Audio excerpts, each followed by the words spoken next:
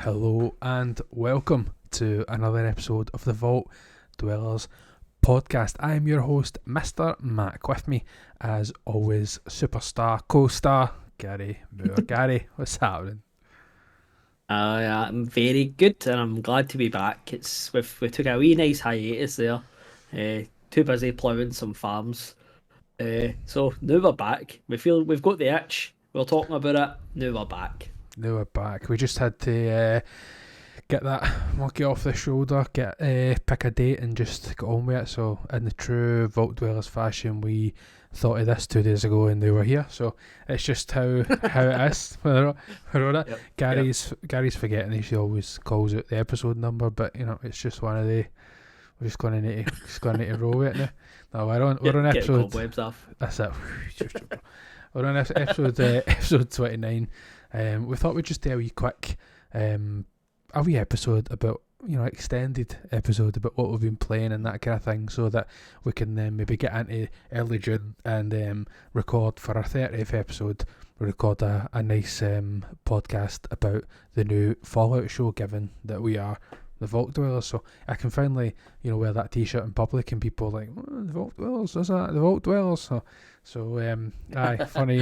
Well, hopefully we don't get any touchwood, any claims these days for what we've been wearing. It's funny because I've had a Vault Boy tattoo for about 11 years.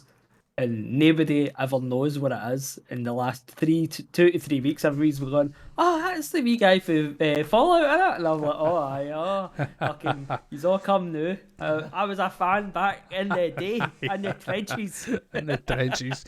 Oh, you must really like that TV show if you've just got one already. Aye. We just have to deal with these posers, these fake people, mate. Just welcome them in, welcome their subscriptions in. That's what we want. Before we get too far into the podcast, I feel like I'm slouching here, but I want to sit prim and proper and get this right. We just wanted to, obviously you might notice we've only our two selves in this episode for the time being. That'll be the case for a wee while. Basically, Hoodie's had to take the decision to take a wee step back for the podcast, just to do some stuff, some personal stuff that he needs to take care of, and that's absolutely grand with us. It might be quite extended, but he's always welcome back.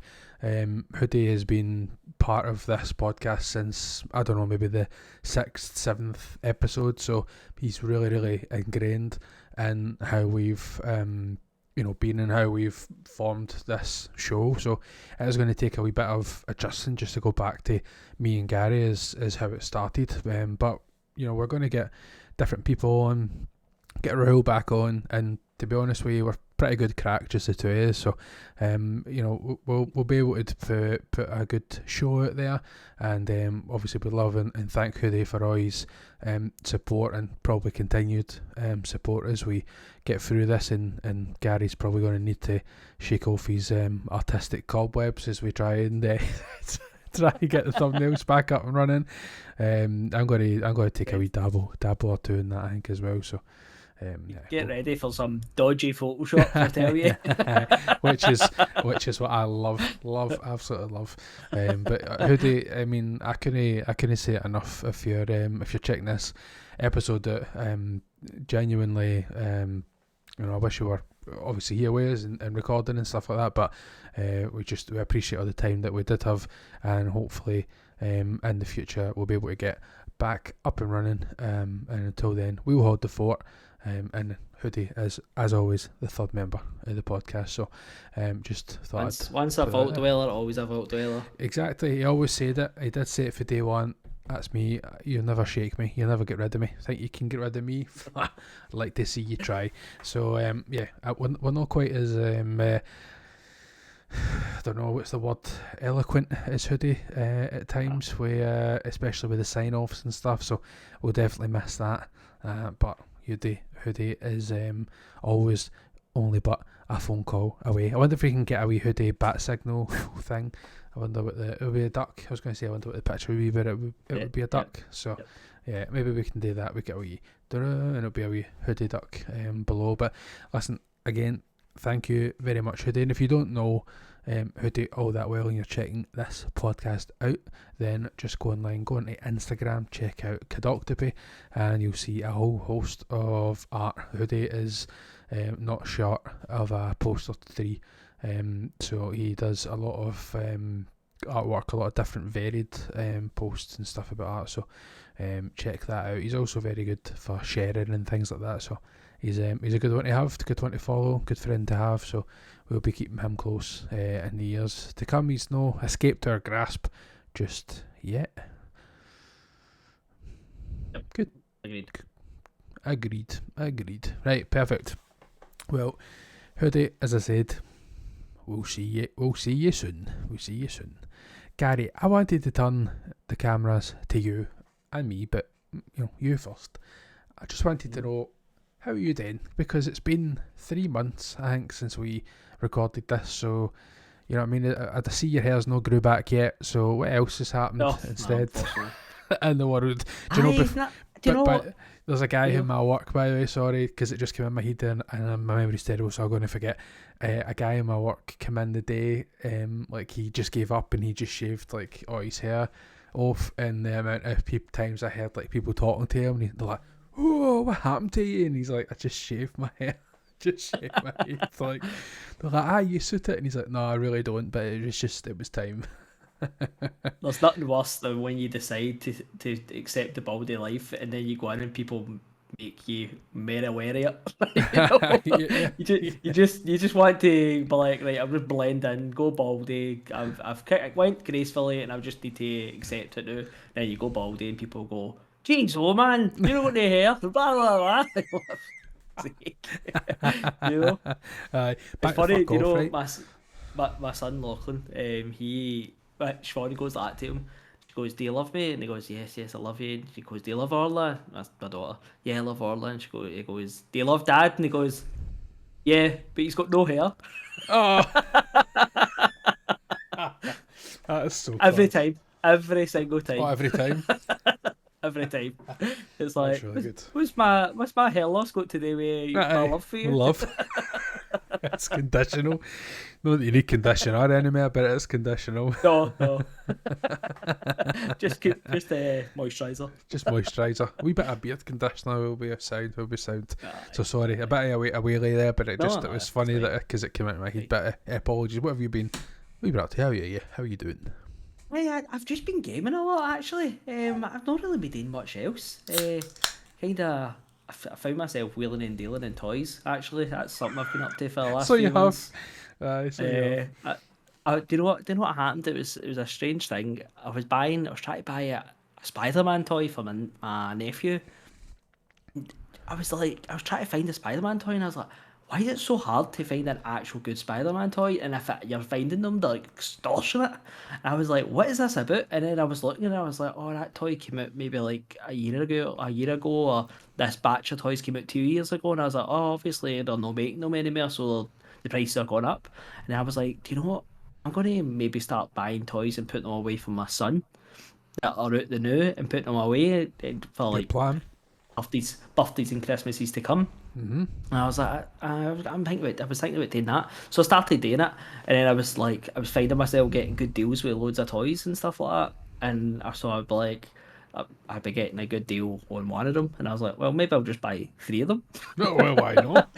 Why not? And then I'll just sell them on for a tiny profit. Like I'm not ratting the piss out or anything like that. I'm not like selling them for like 100 times their worth for it. You know, I'm just literally selling them for a wee bump.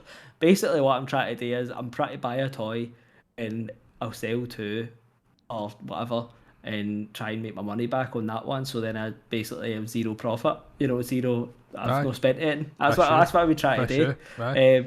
But I've made wee bits of profit here, there, and everywhere. I got a cracking deal the other day. I was a Batman. I got him for £6, and I sold him for £25. I was like, oh, wow. Very good. Very good. That's abusive. So That's what that is. That's abusive. It's strange. You know, it's been kind of like watching the market. It's just be toys, nothing else. I'm not interested in anything else. Just been looking at toys. And what is it they call them in your household when they refer to these toys of yours? Dollies. Daddy's dollies. wee dollies.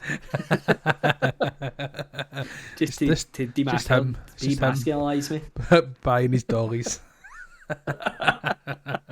Aye, my wee dollies. Oh, aye. love So, it. Love that's what I've been doing. That and Wheeling and gaming. dealing. That and gaming. Really Wheeling and dealing and gaming. That's all I've been doing recently. Well, the last Good. 3 months basically. Good. And just painting on the side, just doing wee bits and pieces. Started 2 things. No, nowhere near completion. But at least I've started 2 things. You able to tell us what they are? One's a Pulp Fiction picture, John Travolta and Uma Thurman dancing. Oh, very nice. It's got to be for my bedroom. Right. We just got a wall, it's got nothing on it, so I was like, maybe I could do a big picture. I had a big massive canvas left. Yeah. I was like, I'm going to stay that. So I started that, and then my other painting, I'm actually doing a mural on my daughter's wall. She wanted a room for her birthday. She's starting to get that funny age, you know, where she doesn't. She's too big for some stuff, but then she's too weak. Like, she's just in that funny age bracket. Yeah. She thinks she isn't a wee lassie anymore, kind of thing. Yep. So she was even what she asked for her birthday. She was like, "Can I just get my room done up?" And I was like, that's quite adulty, like, to ask for that. And I was like, that's fine. But we did get her more stuff. Of but course. I was like, that's fine. So she wanted a big enchanted forest just on one wall. So I've started that. It's been strange starting that because it's obviously an entire wall. It's not a canvas. So it's been strange trying to get perspective right and try to transfer what I'm doing, what I would be doing with a small brush into big brushes. Right. Some things I'm finding I'm doing it and I'm like, this isn't working this isn't working as well as a canvas, but it's just trial and error. It's because it's such a wide area. I'm just trying to trial and error, see what works. I've bought the first time, the first time, a couple of times I've done it, I was trying stuff and I was like, this isn't working. So I went and bought like big sponges and bigger stuff to try and just make it like that. I'm just trying to make a big version of that. So it's trial and error, but I'll get there in the end. I told her it wouldn't be done. Her birthday was like a month ago. I was like, I told her it wouldn't be done like for a good couple of months because it's like a wee project. If I get a couple of hours like in the house myself, I'll just jump up and just do a wee bit here and there. As I said, I'm used to painting wee canvases, and I've ended up trying to paint an entire wall, so it won't take me long. The first day I did it, second day I done it. I was painting the outlines for all the trees, just where they would all go, because I'm just like, right, I need to know where the trees are going to be. So I started painting all the trees, and there's loads of them, loads of branches and all that. And my wife came in, she's like, is that all you've done? And I was like, I did all the trees, every single tree, just outline, and painted them all in black, just for my backing colour. She's like, is that all you've done? And I swear to God, I was like, Siobhan, I was like, I've not bought any brushes for this. And I swear to God, I'm using a brush. It was like an inch. I swear to God. And I was like, look at the size of this compared to that wall. I was like, that's what I've been using to paint this entire wall. So I went and bought bigger brushes and all this kind of stuff. The only thing is, the brushes I bought, they were shit. And I was like, oh man. You can't buy cheap brushes. They weren't there, no, they were dear. Oh, they know? Oh, that's even worse. They're too bristly. That's the problem. They're no soft. Aye. And I was like, it's annoying. I've already used one, and I was like, I can't even take them back now. No. So that's so annoying. But anyway, so that's what I've been doing for the last 3 months. Just hanging about, playing games, wheeling and dealing, and doing some arty art. Arty art. Do you know, it must be funny, because obviously you can't really probably do at all when the wee man's about, or else he'll be making his own murals in the other rooms. I know that's what's going to make it take longer as well, because I work part time and I'm a full time dad too. Because my wife, she works full time. Yep. So the times that I'm off, I'm here with the one lane at least, and then it's just a pain in the ass. But I'll get there. You'll get there. Slowly but surely, you're going to be able to get there. That's for sure. Myself, I've not really done much at all. Working in nonsense, and I've not painted anything, so I can't even say that. I've not painted anything. You've been golfing? I've been golfing. I was golfing today. I got I was going to say my first injury, but my missus, she casted up 2 or 3 injuries previously. I was going to say, you injured yourself. Aye, that exactly. I don't tell her that, but that's exactly what she said. I was like, oh, how? She's like, you need to stop that because you're going to end up, you just keep hurting yourself. And I'm like, when have I ever hurt myself before? And she just told me for the next 2 minutes all the times that I've hurt myself. She's like, you've been complaining about a sore neck for the past 3 weeks, and your shoulders are sore and your arms are sore. And I'm like, all right, for God's sake, you know. But unfortunately I did fall. Well, no fall, but I kind of sprained my ankle a wee bit, which has been a challenge, especially walking up the stairs. I had a can of juice in my hand and a big, massive, like humongous glass thing. That glass you got is big, huge, big, thick thing. And that was full of juice, so I'm trying to carry that up the stair, and I'm like almost going like backwards because like I can put weight on my foot, like, so it's not broke or bent or fractured or anything. Like, I can put my weight on it, so I know I'm fine, but it's just that kind of like gingerly walking up the stair. I mean, you just, it's in your head you're like, no, you can't do that. I mean, Jillian said to me when I was walking to the stairs, she's like, what are you doing? And I'm like, walking down the stairs, but what I was doing was like walking down one step and then just bringing my foot to the same step, like, rather than like going one step and then the next step and then the next one. I was just like going like that all the way down the stairs. Like, intentional walking down. It's like, why? That's what I was thinking of it. I was like, I wonder if this is how the old people go down the stairs. That's why it takes them so long. So I've been injured myself playing golf, which has been good. Just working away. And a few holidays and different things here and there since the last time we've done the podcast. Pretty much just gaming as well, but mostly watching different TV shows and nonsense. So about time we just cranked up the Vault Dwellers podcast again, just so that we can get back into things. And I thought, genuinely, the reason I thought we should do this episode in this format of this episode is because we haven't recorded it in for so long, that it would benefit us having like an extended what we've been playing, and it's just like a casual chat back and forward about the different games, and there's a lot of overlapping things as well. So, but there's a kind of good benefit of that. And what we're looking forward to for this year. Oh, of course, I know, absolutely. We'll finish the episode off with that, which is probably what you'll expect when we get to it. for me and Gary, we are still stuck on games for 19 Canteen, so we're not the quickest anywhere to pick up new games. I'm quite proud of myself of that, by the way. Like, it's over the last year probably and more that I've been like, right, you know what, I'm not going to just look at what games are coming out next and what games are out there now, and I'm obviously, a lot of times I maybe listen to podcasts and when they're talking about something, I'm like, I would really love to play that, but I just don't take the notion anymore to like get stuck into it, because I know that there's just so many games on a kind of no backlog, but just so many games that I want to try out first. So it's just like, let's no fill our head with nonsense. But anyway, we'll get into that shortly. First, historically, we need to go back the way and find out what is it that we've been playing since back in the day, since the last podcast really. And I think I spoke about this game just as we were finishing up, which was Tin Hearts. It's an indie game, and it's effectively a puzzle game, which is quite interesting. It's very, very basic to start off with.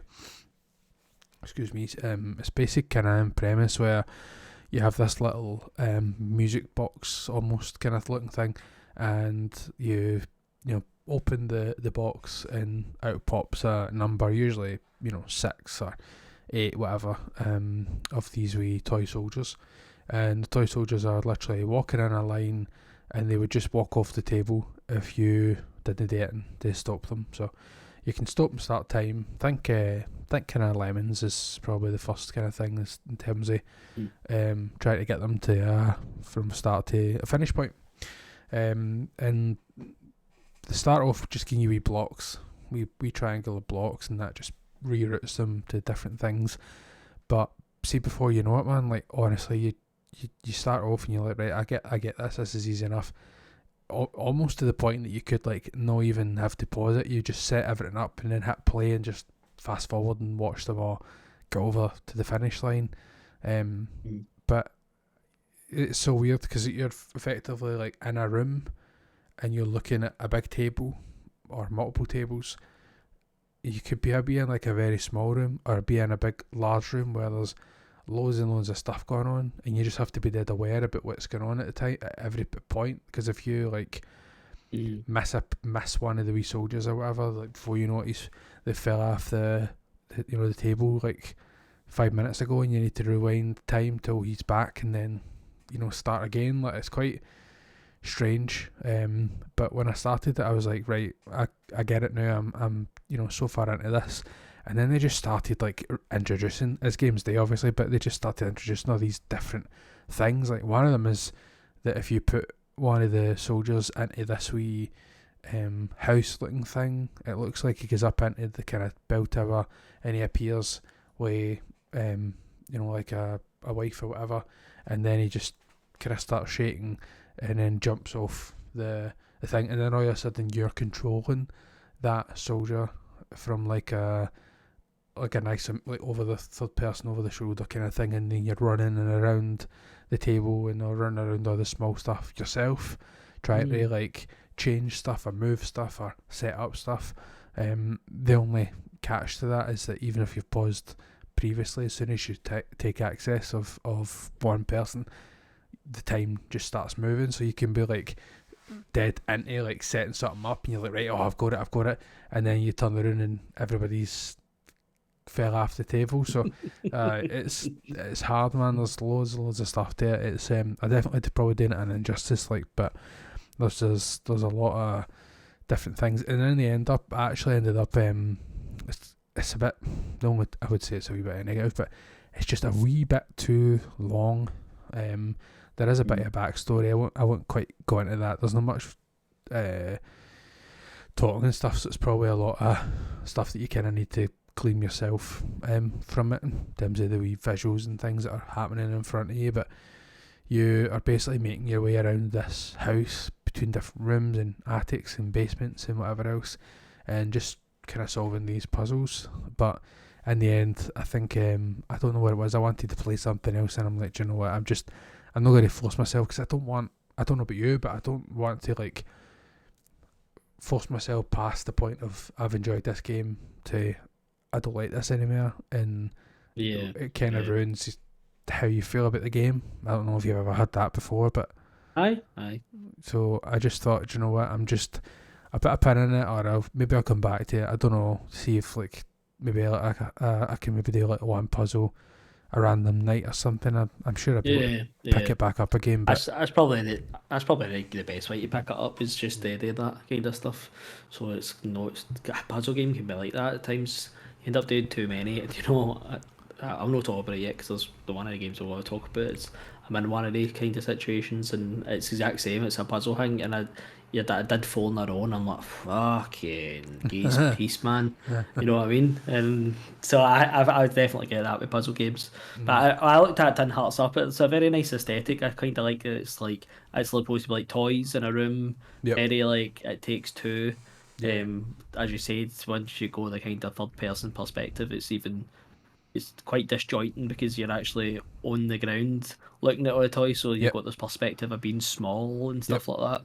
It looks nice. Aye. And it very Lemons-esque is what I took away from it as well when I was looking. Aye. There's a few things definitely there to trip you up and whatever else, and it's a couple of things I'm like, this just doesn't make sense. But 9 times out of 10, like, we're even out in the garden, there's a big massive garden episode, I was going to say, the level, and you're doing all these different things where you're getting onto balloons or grabbing balloons and attaching balloons to your back and then jumping across bits, and you can see like where they're going to end up and how it's going to play out. So it's definitely a challenge, but I'm sure if I did pick it back up again, one a night would probably be the max, because it just starts getting that where you need to really concentrate, and then before you know it, it's a good 20-25 minutes, and try to do that and then do another one. It's just too much sometimes. Yeah, definitely. What about yourself? What have you been up to? What are you kicking this off with? So what I'm kicking off halfway. So obviously I was buying toys and stuff like that. So the Batman toys were some of the toys I was buying. And I was thinking to myself, I was like, do you know, I've no delved into the Batman world in a wee bit. World, there you go. World? I always have to get that in. You do. So I was like, I'm going to jump right back into the Batman world. So I've decided to go for Arkham Asylum. I was like, I've not played that game in years, like easy 15 years.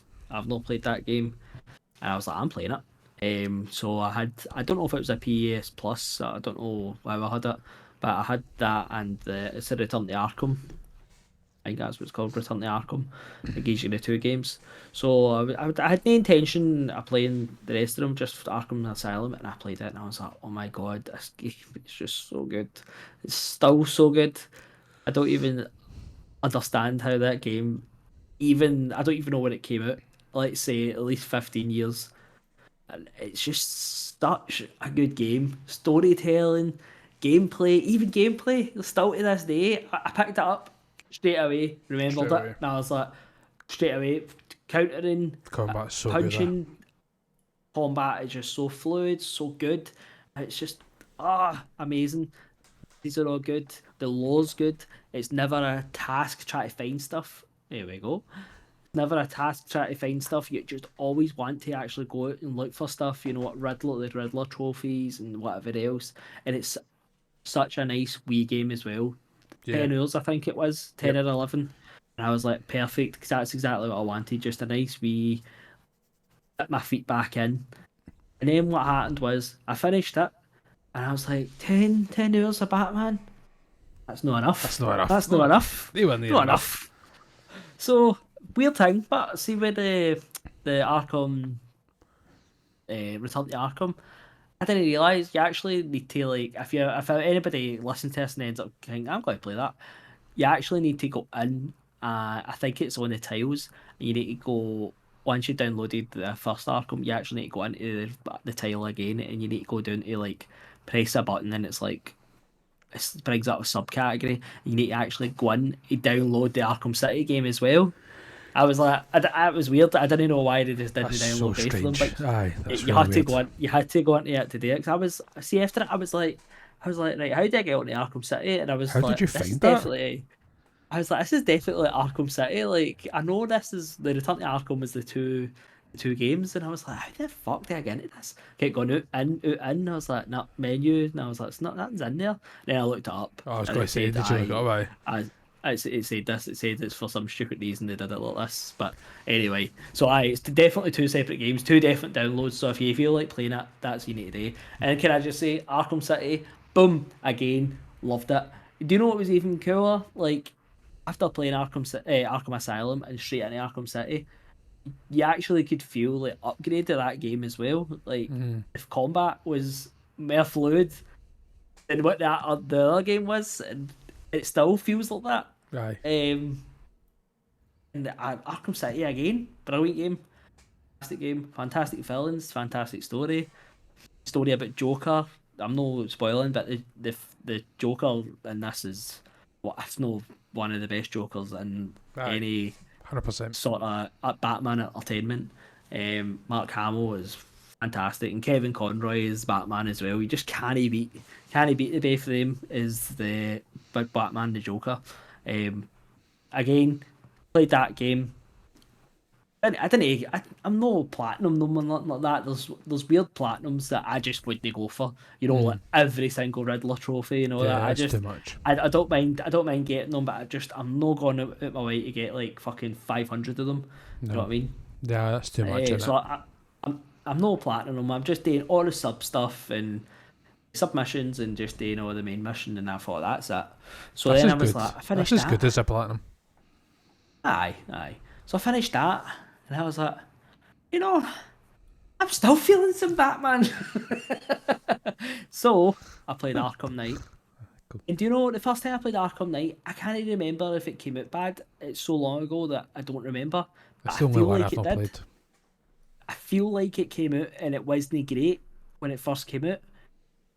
And can I just say that I don't remember it fondly, put it that way. And when I played it this time, I was like, this game is fucking awesome as well.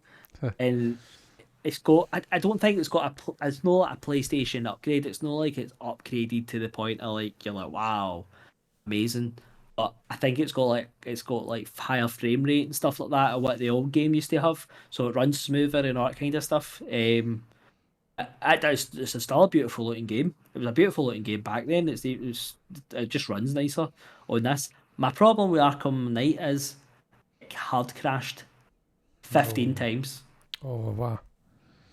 For All this, different times, all yeah, different missions. Doesn't that's a matter what I was shame. doing. If I was in the car, or if I was in the Batmobile, it would do it. What happened was I got right to the end, and there's near enough the last mission, and there was a mission where you need to basically blow up all these tanks. There's hundreds of them, and it hard crashed 7 times in a row. And to see the seventh time, I literally put it back on all the other times. And the seventh time, I thought to myself, see if this does this again, I'm deleting this game. I know what happens. I've played it before. I know the end. Yep. And I did it again. I was like, nah, I just Yeah, need to done. fucking. Dunzo. I'm done. I'm done. I'm hoping that doesn't happen to anybody else, but I have to say, for me, this game was very hard crashy. I, Easily 15 times that happened to me through this entire play. Now, that game is longer. That is about a 25, 30 hour game, maybe. But that's still you're like, I mean, Even that game's you should ancient by now. It should you be. shouldn't have that kind of issue. I wouldn't think anyway. Having especially this, even if they did upgrade it or whatever it is they done it, just if it was just frame rate and all that nonsense, like I just can't see how that is a good enough reason why No, it should be voted you'd on it. have that. Should be I don't voted on know it. I have to say, it's still a beautiful game. Much more enjoyed it this time than I did the last time, for what I remember. As I said, I wasn't too fond on it, but this time when I was playing it, I was like, "This is great. This game, this is fantastic." And all. Again, did most of the main stuff, and didn't finish the story, but that was just because the game has been an asshole. Also, I end up just watch. I end up just watching the last half an hour on YouTube. I was like, I was like, I just give me it. I was like, so I can say in my mind I can be like complete. You know what I mean? completed it, mate. So Completed it. so that's what I've done. But I have to say, Arkham Trilogy, it was an absolute pleasure going back.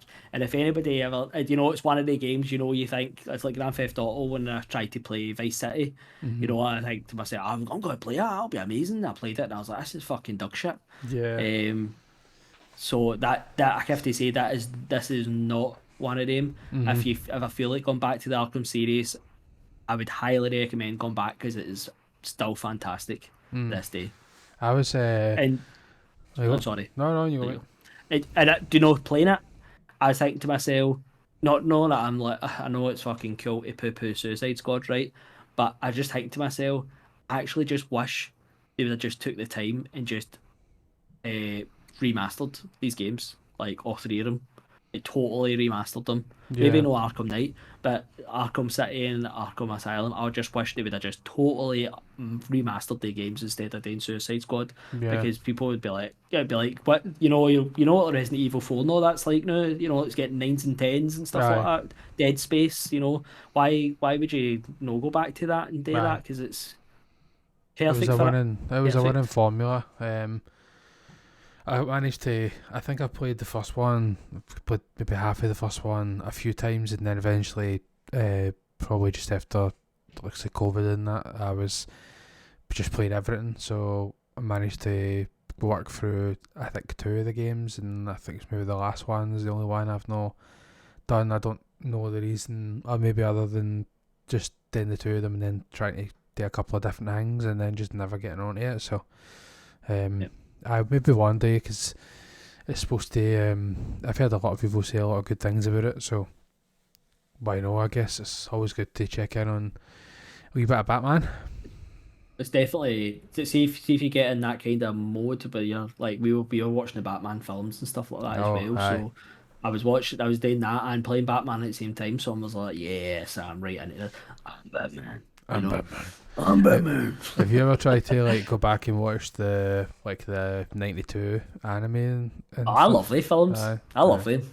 I like, love the cheese. like the Sub-Zero and stuff like that. That was one of my favourite films with big army Sub-Zero. and stuff Mortal in it. Kombat. Mortal Kombat. Yeah. Mr. What's that? Freeze. It's Dr. Mr. Freeze. Freeze. Is it Mr. or Doctor? Mr. Mr. Freeze. Mr. Freeze. Aye, sorry. I liked him. I liked him, and I liked the actual like animated TV show as well. For 90s. So I tried watching that a wee while ago. But I only managed maybe like a couple of them, and then I was like, right, yes, just. It's brutal, by the way. See, if you it watch is. that as an adult, you're like, wow. You know, like there's the bits that like Joker's like literally battering the life out of like Harley Quinn in some of the episodes, and you're like, Aye. Somebody's doing some fantasy stuff in this, isn't it, when they're writing this out. But either some. do you know what? That's actually. Sorry, I've been watching anime still. I don't know watch anime, but I was thinking to myself, see, after this next anime, like I'm going to try and go back to the animated series because it was on Netflix, and I was like, oh. You might as well, mate. Might as well. You might as well. I'm sure there's like bits and stuff with people just spiking drinks and doing all this other stuff. It's like, and it is quite for a kids TV show. I'm sure there's still a lot of sexualized bits and stuff. I'm thinking like with Poison Ivy and things like that. She's always been that kind of way. So, aye, 90s were great. 90s were Don't great. make them like they used to. No, 90s were great. Batman, love Batman. So aye, we'll get in. I mean, the next game we were kind of both going to talk about. I'll see if this works and see if it works. Does that come through? Does it come through now? Slightly. I'm sure. It's kind of cracking out and in. I'm sure it'll. My good microphone is trying to stop us from getting some copyright claims. But anyway, if Gary It's less than 2 seconds, you're fine. If Gary feels like throwing out a bar or two, then we'll let him. Otherwise, they're taking me up that offer. There you go. I don't want to set the world on fire. I just want to light the flame in your heart. There we go. See, that's us copyright strike now. Perfect. I don't care. Don't fucking make any money anyway. They can copyright strike us all they want. Don't care. Fucking keep your money. Of course it's Fallout. Of course we get bit by the bug that is the Amazon TV show, and it's so strange with it getting into that, of course, because we're going to do that in our next episode. But I was not up nor down about that TV show before it came out. Like, I wasn't fussed about it. I wasn't really excited about it. Like, I didn't even know it came out. And I don't think solely it would have been like if you hadn't said anything about it, but you mentioned it, which kind of planted the seed. And then I seen it on the, you put the Fire Stick on, it comes up, advert right away about it. So, and then everybody was talking about it as well. So, you like say a guy in my work who doesn't really, he knows I play games, but he doesn't really play games. But he came in and he was like, "You played that Fallout?" And I'm like, "Aye, how are you thinking about playing it?" And he's like, "No, the TV show." And I'm like, "Oh, fuck, aye, right enough, that came out, didn't it?" You join it, and it's like, I would have watched about 4 episodes, and he's just not the type that I would have thought to be into that. So that just maybe shows how much it's kind of swept the nation, and us gamers are like, I'm gonna go and fucking play a Fallout game. And I'm not gonna say it was a toss of the coin. Maybe Two Faces coin as to what game I was going to play between Fallout 4 and if I was going to play Fallout 76. But aye, there was a slight chance it landed on the edge. But it was just one of the things. I knew how good 3's always going to be the best for me, right? But I knew how good 4 was in that I hadn't finished it yet, so I took a wee bit of a risk when I put this on. I was like, I consulted, I can't say the word, but the mafia advisor, right? That's the word I was going to say there. My advisor, and I spoke to our Gary Moore, and I'm like, Gary, I'm going to fucking play this. And he's like, no, you need to start again. I'm like, fuck you, Gary. I'm just going to play it for when I'm because I'm like, because I know me, I know what I'm like, and thankfully, luckily enough, I was right anyway. But I managed to play a few missions. I've not played him too much right enough because I'm lost to a game that we'll talk about a little bit later on. But I was playing it. So actually, I was playing it quite a bit before I went on. No holiday, but I was away to a gig and doing a couple of other things last week. But I was playing it and really, really enjoying it. Like it's almost like a mission a night type game at the minute for me. I would like to play it for a wee bit of extended time, maybe a Sunday kind of chill thing. And I'm just enjoying like exploring just the right typical old Fallout style, like trying to get yourself between different areas and different things happening. And I explained to Gary there was I thought it was a glitch, but he said he is aware that it's a bit of storyline where somebody's coming to hunt you down, and they just kept coming after me, and I was like, fuck this, I'm not able to fight this guy, I'm off. And so the next time when I loaded, I just fast travelled somewhere miles away, and then he came after me again and killed me twice, but thankfully I managed to run in front of my other pal, and he had the big bodysuit on, and he killed him. So I was loving life, hiding behind my pal in his power armor suit. Next step would have been me getting my power armor suit, but anyway, I managed to get a few things set up, and then probably the next thing is just to try and find out, which missions and stuff to do, because you're right, putting a game on halfway through or whatever, like, definitely does come with its challenges, but I just know that if I tried to start again, it just wouldn't, for me anyway, it just wouldn't go. I played quite a lot of it. Yeah. You know what I mean? I started it as well. I did start again. I didn't have my save for it like that, so yeah, I probably could have transferred it, but I just thought, nah, I'm fucking just start again. So I just wanted to do wee bits and pieces. I'm trying to play it different from what I played it last time, because I just play as the universal good guy, you know what I mean? So I'm trying to be a wee bit different. I think the last time I did it, it was like just with the Minutemen, and I was just trying to like build the wee settlements and stuff like that. So I was like, when I bumped into like the Brotherhood of Steel, I was like, no, like, you want to join? And I was like, I've never done this before, like. Because I just didn't go that route this time, so I was like, I'm going to just join somebody else. So I joined them.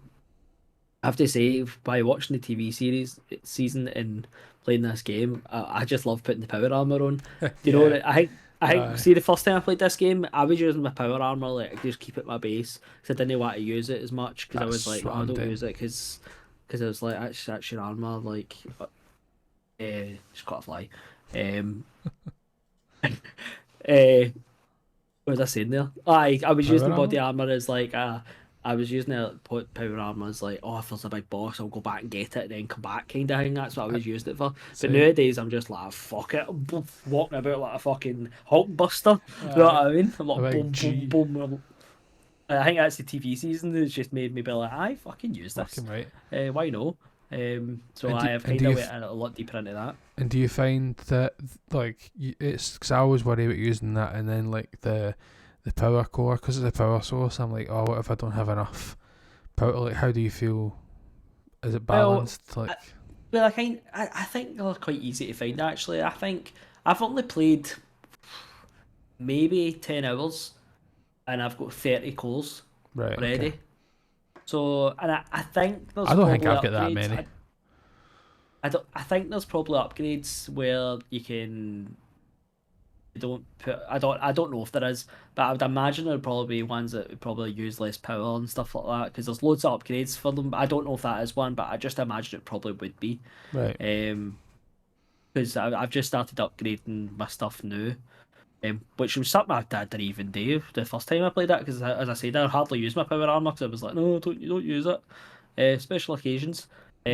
But I was doing Sanctuary. I totally was like a settlement building Sanctuary, because that's your wee guys like main start. I was like, I'm building this place. If I'm not building anywhere else, I want this place is up and running. So I started that, and well, in the first 2 hours it was already a village. You know what I mean? I was like, had people and all that staying, and had loads of metal. I just kept going out different places and no far away, and just coming back with my wee guy was pockets full and all that. You know what I mean? Dug full, pockets full. I was like, right. That's a good point. I forgot that the dog could do. I just have him run about with me. I forgot that he was. He just used him a backpack. Aye, I Backpack forgot dog. that. So I am kind of doing that. I don't know if it's as clicking as much. The shooting, my God, It's ridiculous, isn't it? Fucking contrast here. Arkham City, the Arkham trilogy. You can literally go back and play that game like water off a duck's back.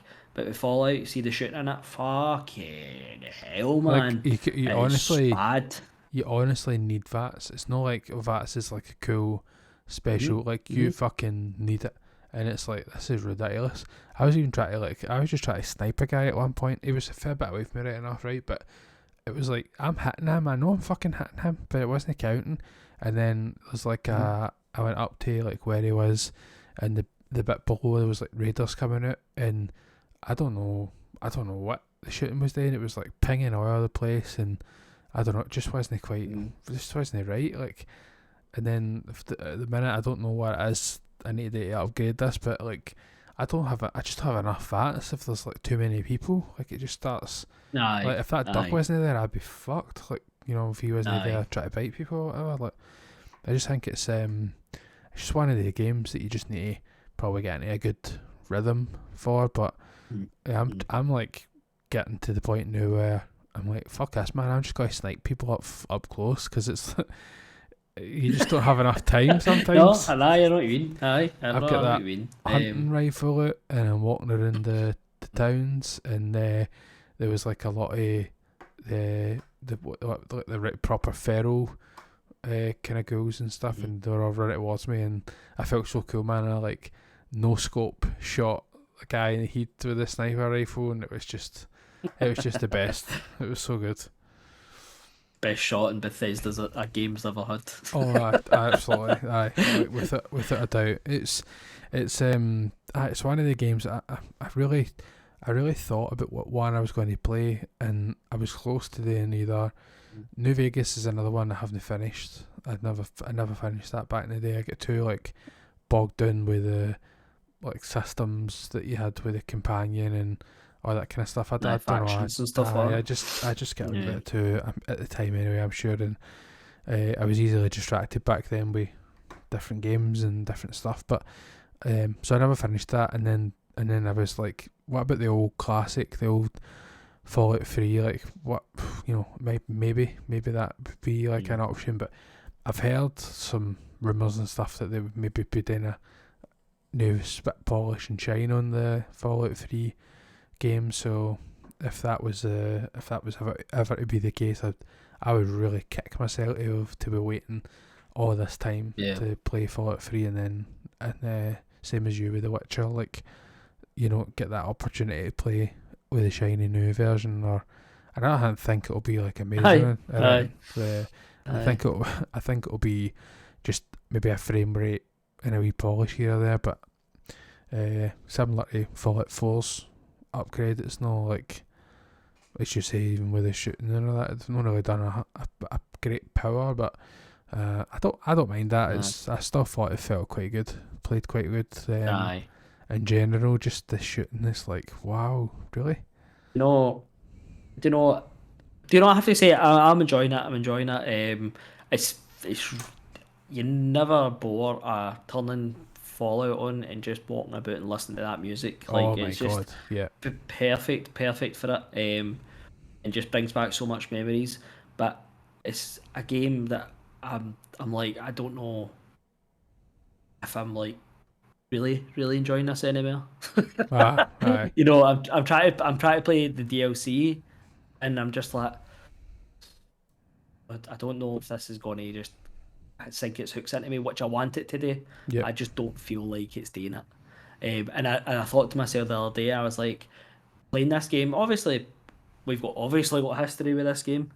Um, but I think to myself, what are people thinking that are playing this game that have never played a game like this before? Mm-hmm. And now they're playing this, and they're like, "Is this it?" Yeah. Aye. Because this is not aged well. No. And I think to myself, first timers playing that game, and I just feel like they totally fucking missed skipped a heartbeat with fucking bringing Starfield out last year instead of the new Fallout game, because they should have fucking well done that. Aye. They really Just should so it have. coincided with that. Aye. Um, You never know. but aye, It might see them getting some interest for whenever the next one I should say comes out, because got me a while on Elder Scrolls is next, so it. Yeah, it's going to be some time. I think they should pass it off, pass it to somebody else and let them good. do it, let another team do it or whatever. There was no reason why you couldn't get the folks that done New Vegas, so Obsidian done that. It was they Obsidian. had done that other game. That would be What's Obsidian. What was it called? Obsidian Obsidian. is the people Yeah, that's it. What was that other game called that they done? Outer Worlds. A space one. Outer Worlds. Aye. So yeah, they made a really good game. I really enjoyed that game. Actually, one of the games I got the DLC for, like, well after it came out, and I never played any DLC, but it was cheap at the time, so I thought, fuck it, I'm gonna get it. And I just never got around to it, but I absolutely loved that game. There was so many different.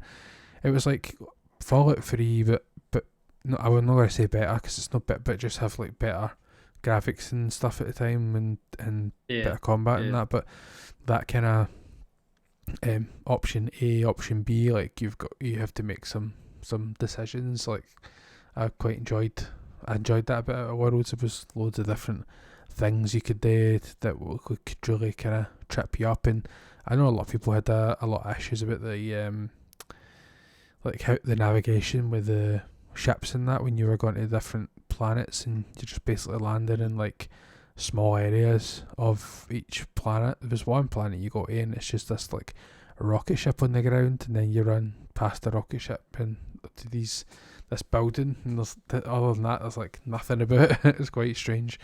So I know a lot of people had maybe a small issue with that, but I genuinely really enjoyed playing that.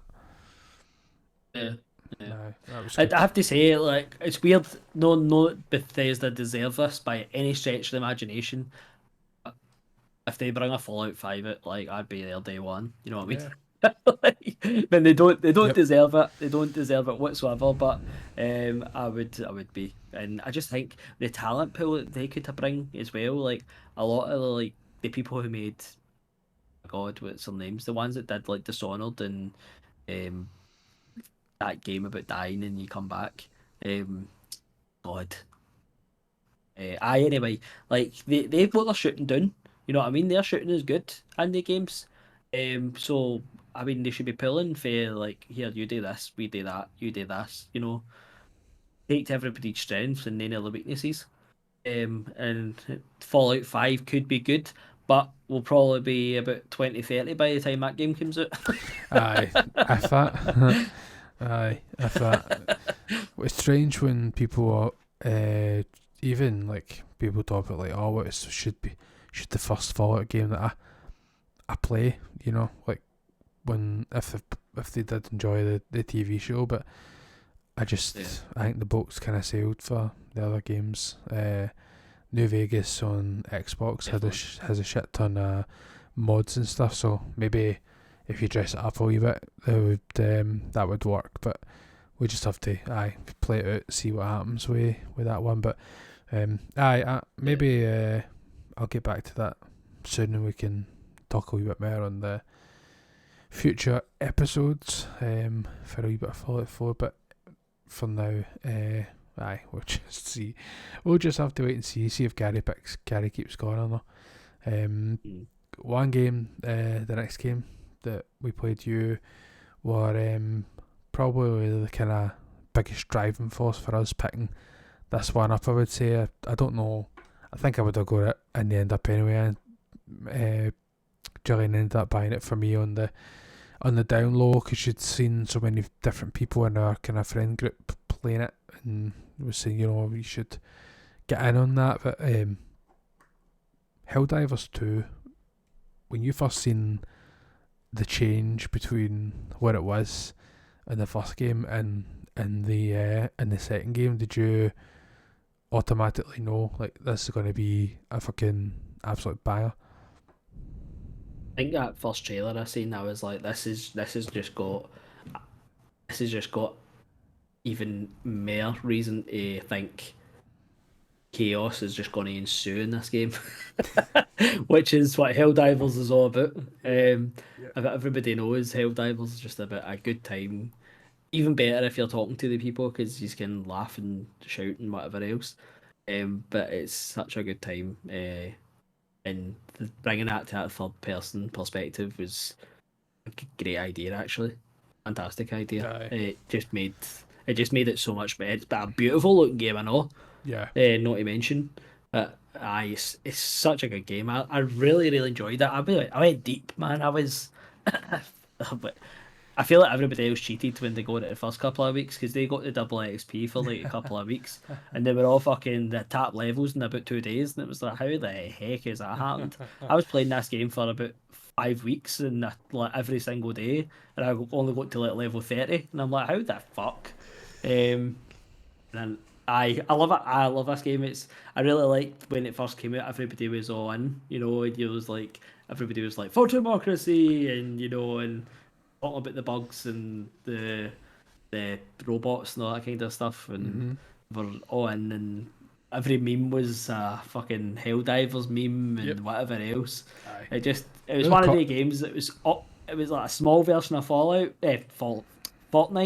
that came out. It was just like a small version of that. So Fortnite just blew up the world, whereas Helldivers just gripped like the great gamers. It was like the gamer community it just gripped this wee tiny place, but everybody kind of heard about it. I loved it. Good time, good game, and it's one of the games you can pick up and go away and come back. And I played about 3 weeks ago, and there's all different missions and all that now. And I was like, what? There's like a capture the flag and defend the base. There's like a defend the base where it's kind of like there's like 3 walls. And it's like they have to get past like the first wall, like that kind of, you're stopping the waves coming. It's really cool. I quite like very hard as one. well. I like the idea of that one. That sounds good. It's very hard, but it's good to just see how much they're just upgrading, updating, and they're very good with the community. I think they're taking feedback quite a lot and managing things. Sometimes they'll put a gun in that's just too overpowered. They just either nerf it or take it out. No, we've not really took it out, but they've nerfed it and stuff like that. Right. Which I always need. You can't have a weapon that's just like a fucking mass world beating. Can't have that. But aye, it's great. I bought this for to play with all us, but you weren't playing it that much. I think you were just playing something else at the time when it first came out. So I think we played once or twice together. We played with like Matt and Houdini and stuff like that.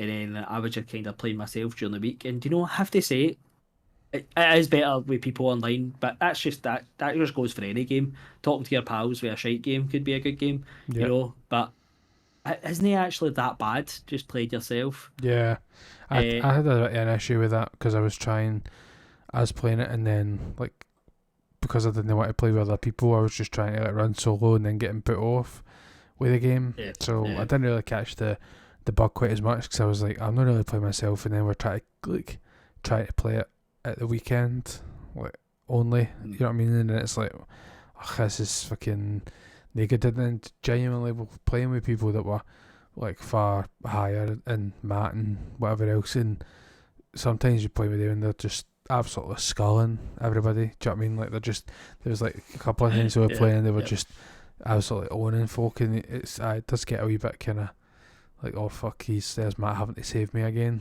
for playing it again. So I did really enjoy the game. We end up moving off that and playing what we're going to talk about after a little later on, but we just had so much fun playing that. It was exactly as you said. It was as chaotic as what you would imagine it being. I thought the leveling up system wasn't too bad. You managed to get a lot of the wee points fairly quickly if you've done everything in the game, so you could start unlocking some of the like turrets and whatever else, which I thought was actually quite a good variety in the end up. It meant that two different people, like we did in the other games, could take different things and that. So we're interested to see when we jump back in, because especially like big bosses and set pieces to the big boss that they've added, the big panther thing. So I will see how that pans out, because if you don't know the whole stratagem thing, that's what really does it for me. Like the having to put in like the cheat code just to spawn different stuff, or save your friend or call her for some extra ammo and whatever else. Like the stress behind trying to key in a code and fight somebody, or go and try and it's just your hands have never moved so quick trying to do that. So anyway, I love the the wee traits that sometimes they bring in for different worlds and stuff like that, because we were playing with Ben when we were doing versus the robots, and there was this mission, and when we went in, it started, then like halfway through the mission it took away all the codes at the top, so you didn't know you could if you didn't learn them, you didn't know how to put them in. And I think it was like, I think Ben died, and I'm like, Ben, what is the code? Because me and you were still new. I was like, I don't know what the code is, and he's like shouting, I'm doing that. That was quite good, and they do that kind of throughout it. Like there's some worlds you go to and you can only use one stratagem, and so they kind of do these different things, which is pretty cool. I do like. It's been great. The community's been great as well, and I love that they do the premium tiers, but like they don't. It's not like any other kind of tiers like that. It's not like they go away. If you own the premium tier, that just stays there, and you can just keep working at it. Yep. It's not like time limited, it expires and stuff like that. And I think that's really cool. It's a really cool idea. It's a bit different for everybody else who does that expired get it or else you lose it kind of stuff. Yeah. A fantastic game, fantastic time, and for democracy. For democracy, I'm just trying to see if I can actually get the clip that we done together, which I think would be quite fun to try and get up, because it was such a good time with Ben. Funnily enough, that you just that you mention him. That's what this game's all about. It's about the times. It's about the story. It's not even got a story to it. Well, it maybe has in the background, but it's not got an actual like narrative story. But the story is when you play with people and stuff happens to you. And that's the stories, like the first time we played with Ben, me and Sean were playing, and the first time we'd played it, and I was like, I don't know what's really happening here. But talking to Ben, and Ben's like, right, guys, I'm jumping on, and I'll show you the ropes and stuff like that. And he's like, don't worry, I'm coming in to help you. And I swear to God, Ben spawned in and landed straight on top of me. First thing he done, killed me. That was so funny, man. That was so funny. Only Ben could literally on his first move just land like flat on top of you. Yeah, and there's everybody else seen the videos, like people calling in missile drop bombs and all that, and it lands right on top of his wee guy and stuff, or lands on top or something, and it ends up running towards you and all that kind of stuff. There's so much funny times as you can in this game that you can get, and it's a great game. Love it. We had we had a hard time at first, or I had a hard time at first, like when I first tried to get into it. I don't know if it was just because they like, it's one of the fucking things when you're trying to play a game.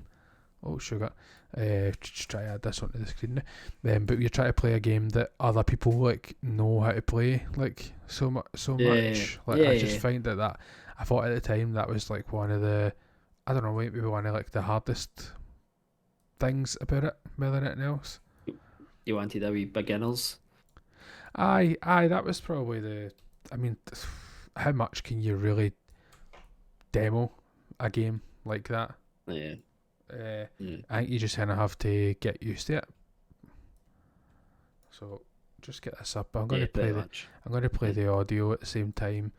So because if you see it on the screen at the minute, but there we go.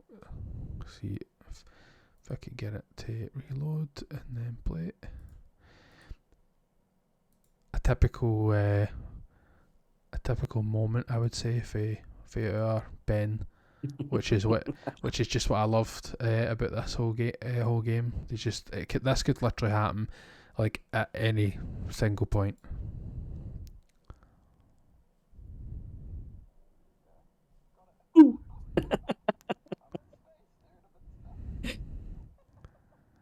That's what this game is just full of. Aye. Loved it. I don't even know if that came through with the audio or anything like that, but probably just feel like dead silence for us for like the last like. I don't. Did you hear the volume there? No. I didn't hear it. No, it's probably just dead silence. So head over to the video just to see what we were watching there, which was so funny. But basically, there's a tank and we're shooting the turret. I'm shooting the tank to try and get it to blow up, and I've called Ben into the scene, and he's landed directly onto the tank. He starts shooting the tank, and then all of a sudden the tank blows up, and he just pings away up genuinely into space, and that's what he's saying is, "I'm in space, dude, I'm in space." And I just turned my camera to look, and you just seen him like falling towards the earth, just splatting at the ground. So you've got to love giving your life up to take out a tank unit. That's what you want. That's exactly what you want. Yeah. So that was Helldivers. The other game I'll not talk too much about is Somerville. I think who did up me onto this during I think it may be the last episode that we recorded, actually, when we was speaking about my gaming backlog and all the likes, and what we done was moved a number of games up the list to promote them for me to play. So Somerville was a strange one.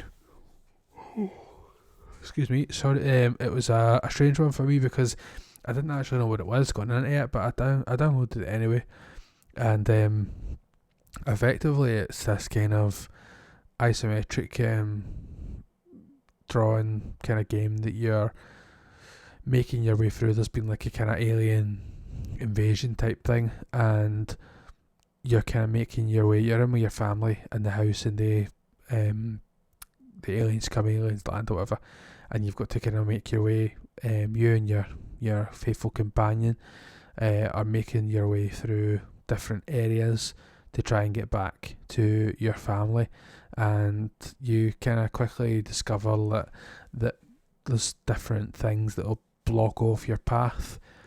So you've got to, for example, go and turn on a light, and then you have this kind of power.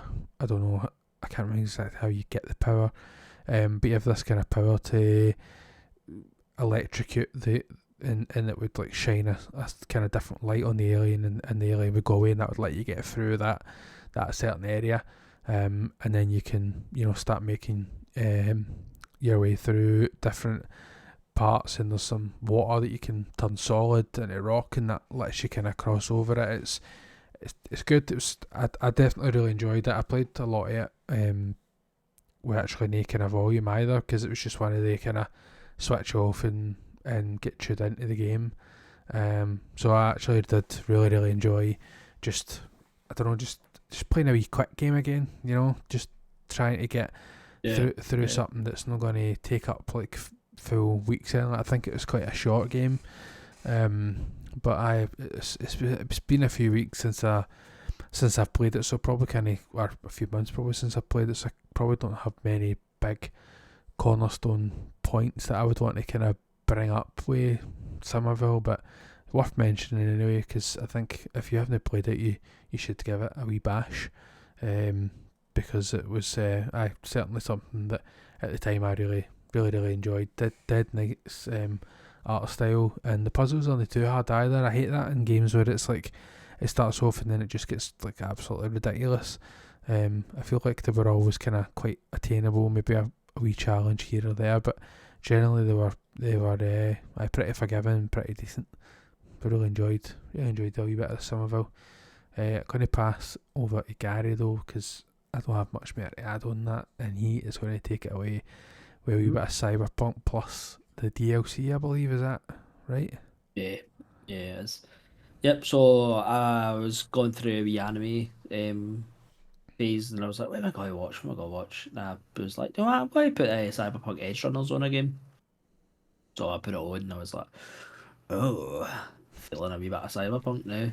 So Cyberpunk got downloaded. Never played the DLC. I bought it, but I never played it. So I was like, I'm going to download that as well. So uh, I made a mistake, right? Instead of just going on and just like, I'm just going to play DLC, which I could have done with my save.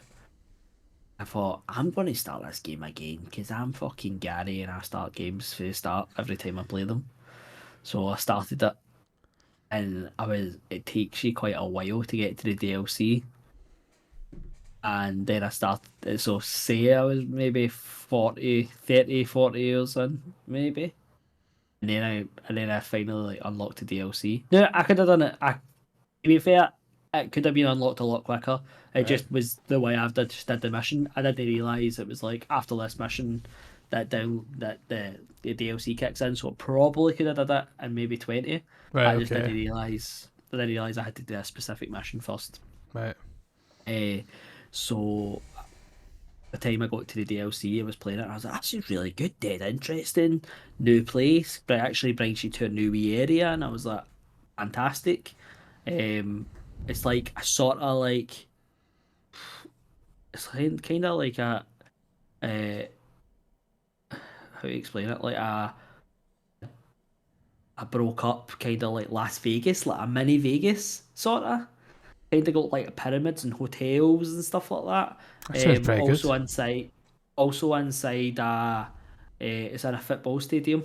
It's like behind a football stadium as well, so you kind of explore the football stadium and this wee tiny mini Vegas.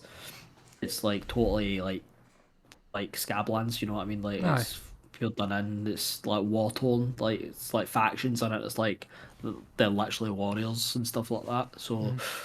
Mm. But it's good. It's all. Listen, this isn't a spoiler because this happens in the first minute. It's all Mhm. about the president. The US crashes in there, and you need to try and get her out. Oh, right. So Okay. that's what it's about. Right. Okay. And do you know I was playing it? I was like, this is fantastic. It's really good, quite interesting. Mate, Idris Elba, who's one of the starring people in the DLC, and I was like, interesting as well. And then I got to a point and I was like, I've played this game for too long that I'm actually Ah. starting to lose interest. Oh no. And I was like, such a shame because I was like, this DLC is brilliant. I was like, maybe just give myself a wee break and hopefully I can go back to it. I'm not sure I will. Mm. Maybe for the games I've been playing recently, it's probably no far off. Probably going back to it if I was going to go back to it. I really would like to finish DLC. If that was the only thing I do with it, because you know what, I actually was really enjoying the game. The problem was I was trying to do all the side quests. I was trying to do And all the there's a side lot of them. quests, so There's that a there's lot of loads them. of them, loads, and there's more now. They've put even more on as well. It's like, oh. That was a part of the DLC. They were like, "Oh, we'll get you more stuff today." So there's even more, and I was like, "Oh God!" And I've did loads. I actually did most of them. I think I've did 3 or 4, like completed them, like that person's side quest. I was like, "God." So I done it to myself. It was totally self harming with this game. But I have to say, going back to it, playing it the PS5 upgrade and stuff like that, this game's great. It's lot more fluid. They've opened up the skill tree to even more skills now. There's also different stuff like see like your armor and your gadgets and stuff like that, you need to be. You could just buy it. You used to just buy it and it just would go on you. Now you have to buy it, but you have to have a certain level to equip it and stuff now, which I actually quite like. 'Cause it's kind of like you That's can't really just good, aye. overpower yourself the first minute you get some money, you know. Yeah. So I quite like that.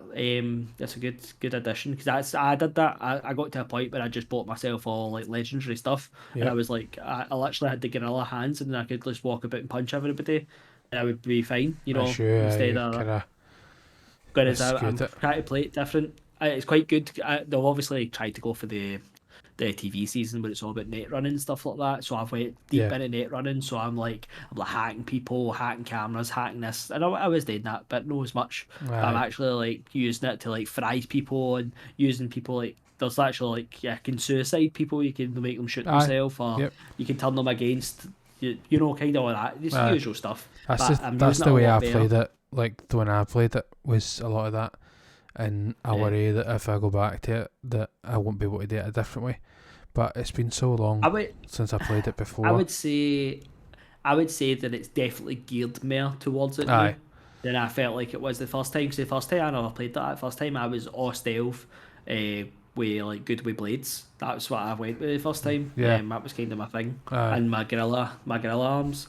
And this one I'm trying to use different stuff like the net running. I'm also using like the mantis blades. Or there's a lot of wee wire you can get, and it's like a thermal. Well, it doesn't need to be thermal; it could be anything. But it's a wire you can use, and you can kind of like whip people with it and like tie it around. It's just a wee different thing, but that's quite cool as well. There's more guns. There's new guns, loads of new guns actually. I was quite surprised with how many new guns and weapons there is. I've try to find myself use different stuff, which I feel like I am. There's different cars, new cars. The only problem with it, the only one problem I've still got with it is see when you're in a story, there's loads of people, there's loads of civilians walking about, blah blah blah, and then you get in a car and there's no story anywhere, and you see like one person walking along the road, and you're like, Aye. it still suffers for that. Like it's supposed to be this big bustling, overpopulated city, and the population's about 10 people, I Aye. think. Aye. You And they're know, all in a car. that's still. There's three of them in a car and one's walking the pavement or sidewalk. So that's the only thing that's wrong with it. But I have to say it's still great. If you've no played it, if you played it back when the PS4 and it was broken and janky as fuck, and you get it in a nice wee sale, definitely try it. The DLC for what I've played, is fantastic. So far, just added more to that story, and it's definitely worth a look in. If you're ever feeling a wee cyberpunk, Aye. get the anime watched and do that at the same time. That's good times to have all round. Certainly got me interested anyway. I've got it on the list. It was pretty high up actually. I think there's a few games in front of it, but that's pretty high up because it's just one of the things. I played it on release and still it's been plenty of time that I could jump back in, and I love the kind of games. So that kind of Far Cry type thing where you're just unlocking and doing different things in different areas. So we'll see how that goes. My last game for what we've been kind of playing for, well, second to last when you count the joint one later, but I've been playing a wee bit of Football Manager. I won't go too much into that because most people know what Football Manager is, but Gary was spot on. I said to him, I was like, oh mate, I've just downloaded, but Xbox has the Football Manager on the Game Pass, so I'm just going to check it out, and then I haven't stopped playing it since. So I've I went a lower league Scottish team, Peterhead. I went them many years ago, probably too many years ago, 12 probably at this point now, but went them in an old Football Manager save and took them for the lower leagues all the way up to the kind of top playing league in Scotland, won that and whatever else. So know that I'm trying to do that again because it's much harder these days, but I have managed to get back-to-back kind of promotions. I'm in the Championship now, so I kind of fluked my way through last season with some pretty good free transfers, and that's seen me through to this season. Just trying to do what I have done kind of previously and watch the pennies and whatever else now, rather than overspending on individual players. But manager of Peterhead and loving it. There was I managed to, as I say, get promoted, but it was like a playoff. I did it through the playoffs instead of the actual top of the league, and it was penalties. The very last penalty I managed to save. So I know it was like 4 each or something. I think it was over the 2 legs, and then I think I had scored off 5 of mine, and they missed the very last one. So it was Nice. made for a very good show, and I managed exactly that, mate. Exactly.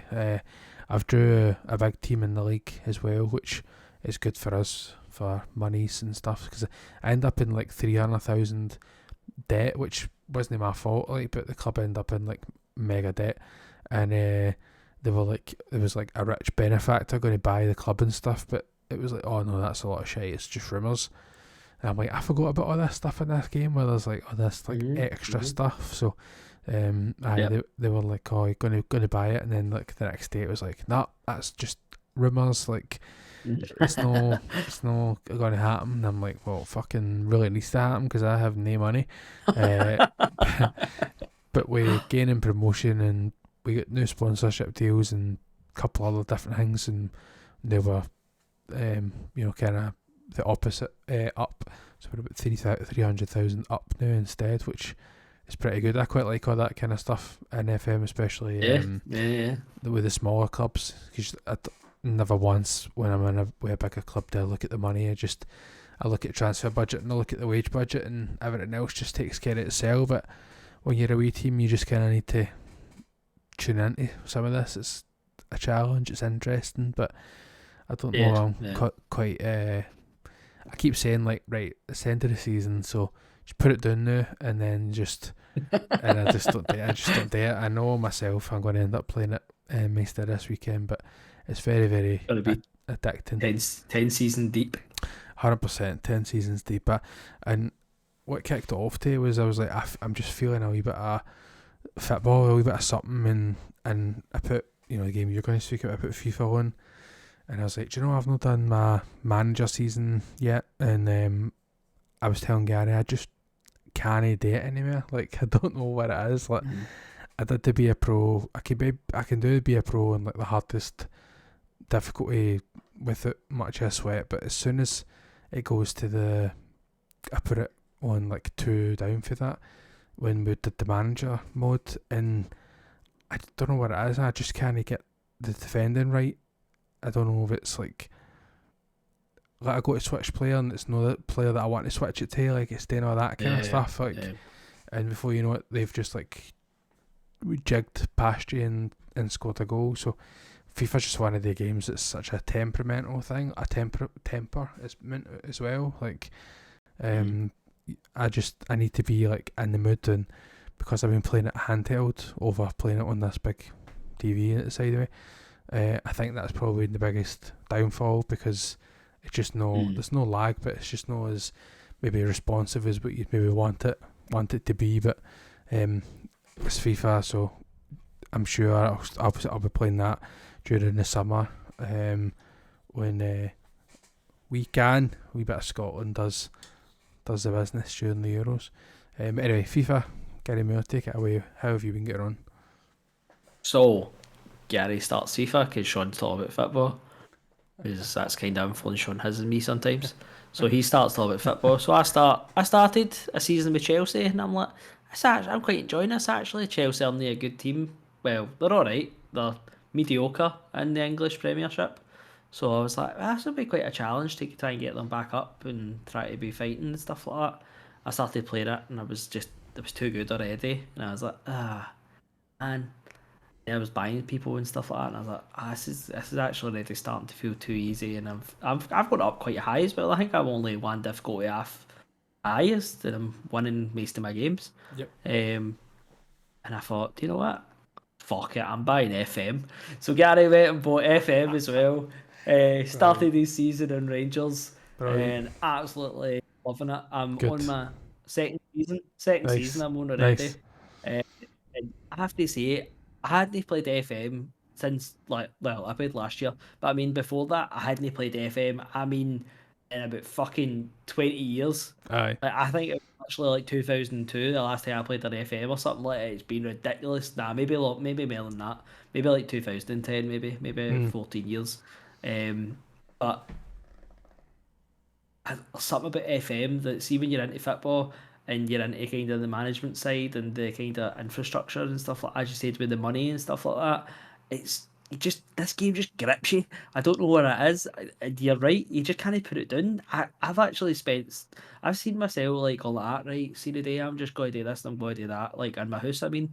And then I'll put FM on, and before I know it, it's like time to go get the wains for school and stuff like that. And I'm like, oh, the fuck does the time go with this Aye. game? Like, Aye. it just eats the days away. And the thing is, I fucking enjoy it. Like, Yep. I just can't. It's no like, I don't feel bad about it. I'm like, I fucking love that. Like, Aye. and do you know what? It's been quite good with Gone Rangers this year, because Rangers they've got an alright team in the game. Like, good enough to start with. Or like, if you're talking about Rangers and Celtic, but they start off with like £200,000. Was That's that? it. That's it. That's all you get. £200,000. No money. Aye. It's been quite cool because I had to try. I did really well in the Champions League.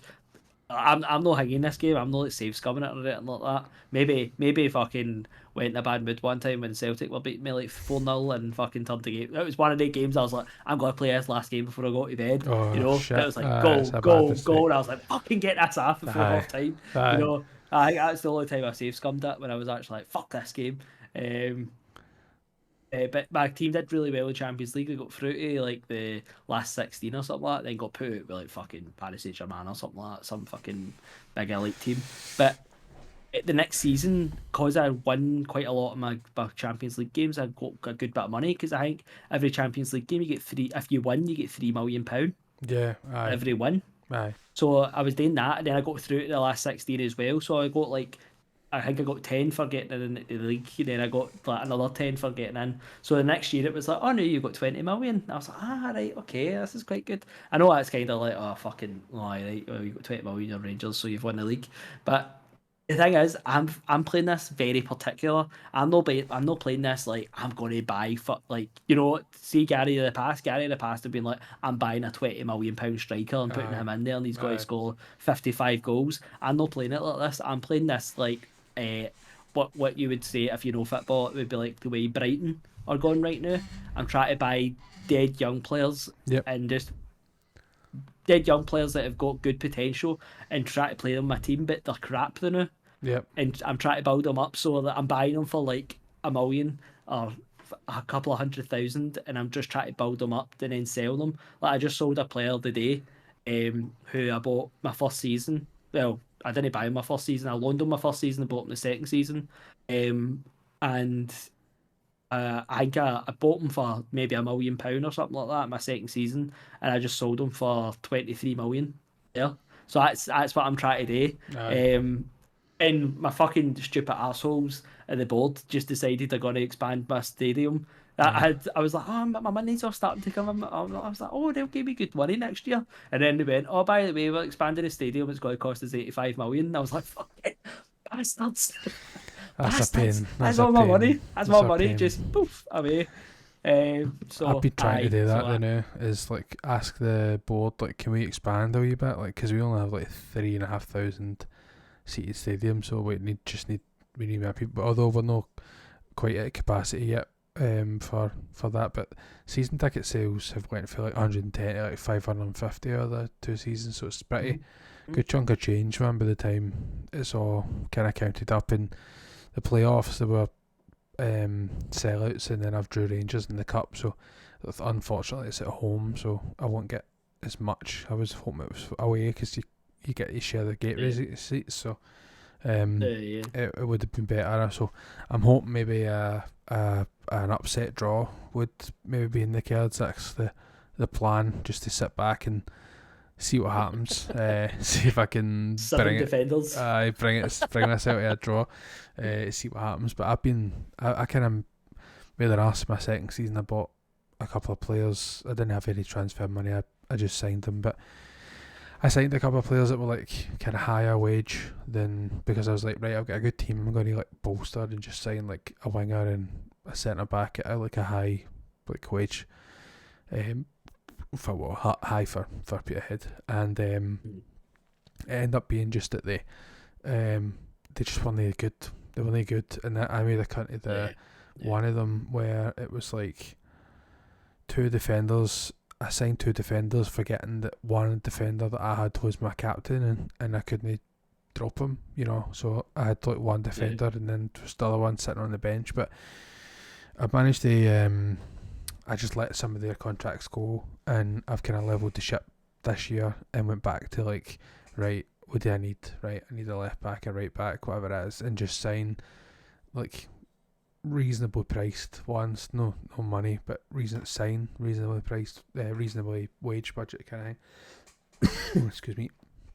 So it's been pretty good, just kind of wheeling and dealing, trying to get some of the youth players. I think I got a loan player for Rangers last season for nothing, so that's what I ended up having to resort to, because I had like so many injuries and stuff. Like I was like, I need to get some players in on the last kind of game of the season. So very injury heavy scheme. Oh my god, it's ridiculous, man. Like I signed a boy, and it was like he started scoring like mega goals in the first season, and then the second season he got injured. So that's when I bought the boy that's in Rangers youth. It's Scotty D's his name, and I signed him on a loan. Excuse me. I signed him on a loan, and he got injured the next day for like 2 weeks, and I'm like, what's going on here? So it's they're no shy way away injury or three, but FM's just I know a lot of people probably listening to this is fucking FM, how fucking boring, right? But see, if you're into football, this game is just amazing, and this is the last thing I'm going to say about it. This is the kind of stuff you can do in this game, right? So my strikers won. They just won the clacking. The first season, they just won the.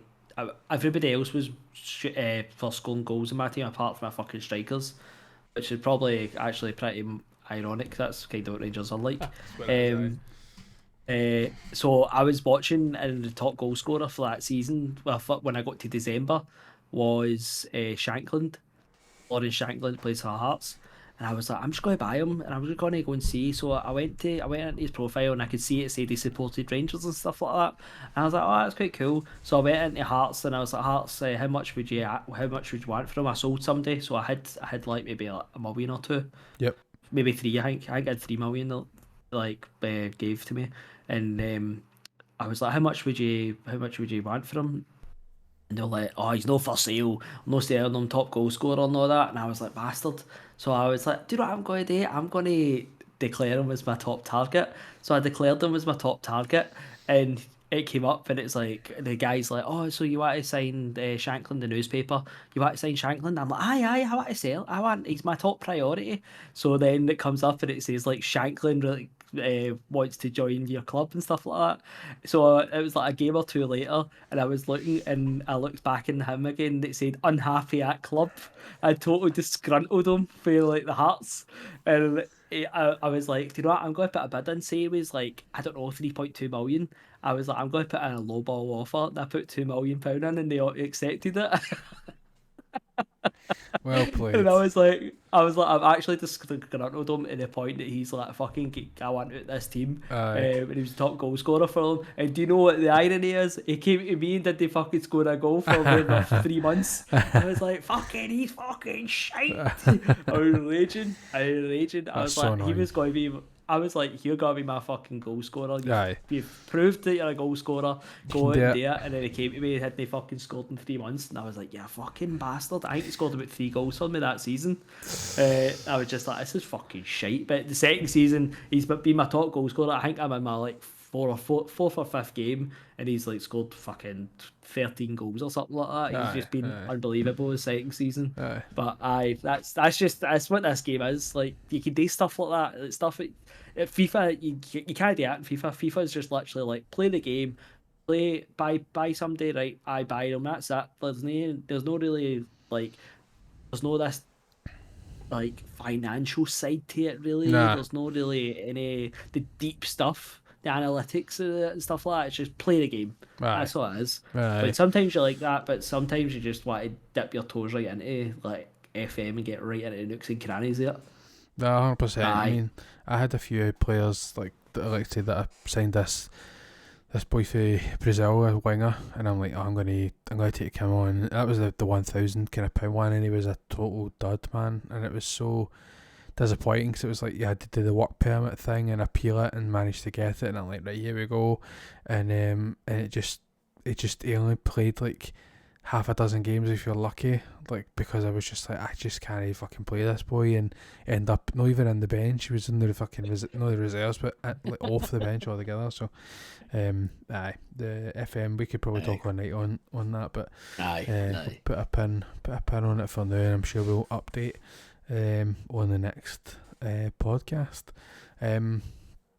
Aye, so that was that kind of the main games. We had a wee segment as well because I feel like, oh, excuse me, I'm setting the yawns off here with it's been a long day, a long golfing day.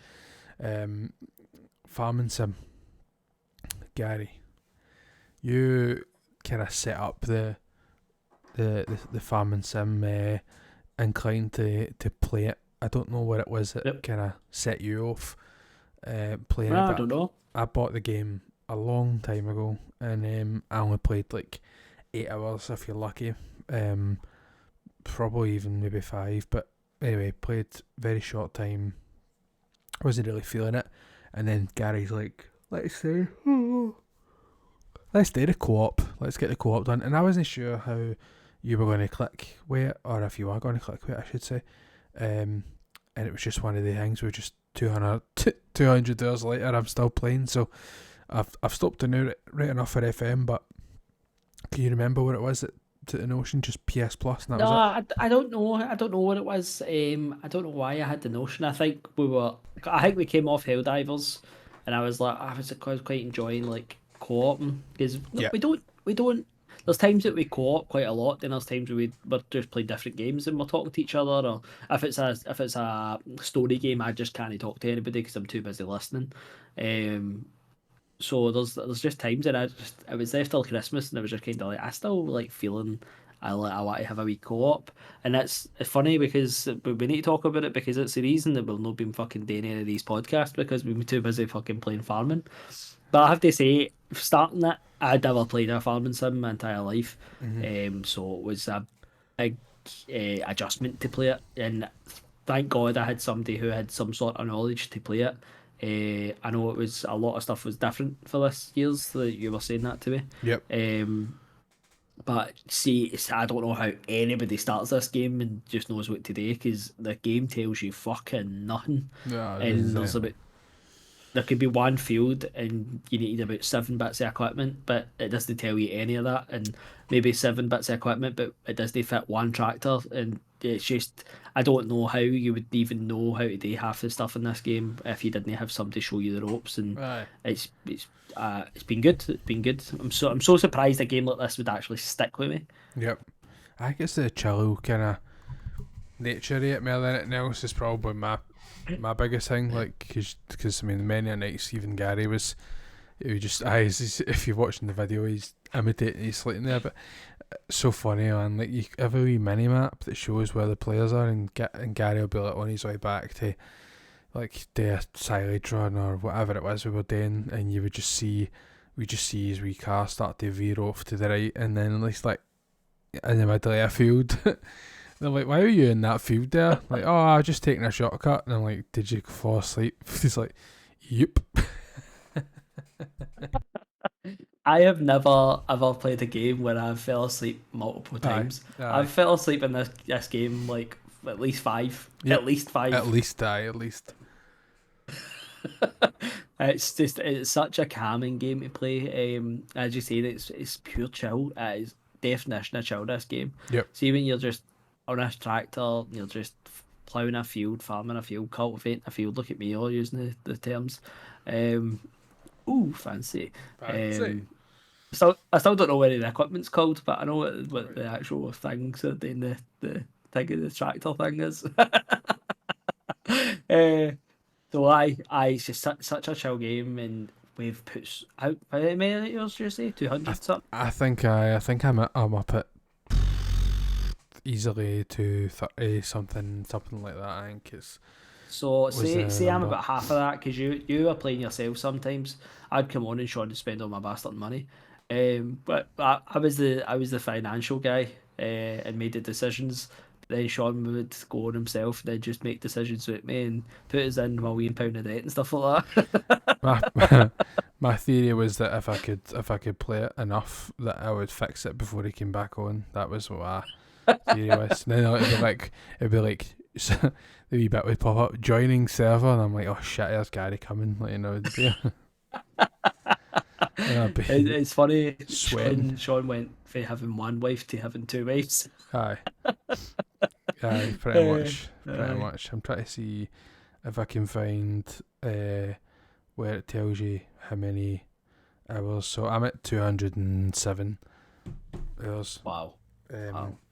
Let's just say 200 That's then, amazing. because 7 is probably potentially the last game. But I about 200 hours on this save, and we start off in farming sim with like a couple of fields, and then all of a sudden you've got factories, and the factories feed into other factories, and we've got a kind of system where we could be kind of poor one month and then absolute full of riches the next month. And right now we've probably got everything that we're looking to try out. The only thing we've not really managed to do is play it enough to harvest olives and do something with that, but maybe we'll end up back on it at some point, because Friday and Saturday gaming generally is made up of playing farming sim, so maybe that's the plan, is to get back into it then. But it's been really good. I think you only had maybe one, other than the lack of hand holding and helping, you had maybe one other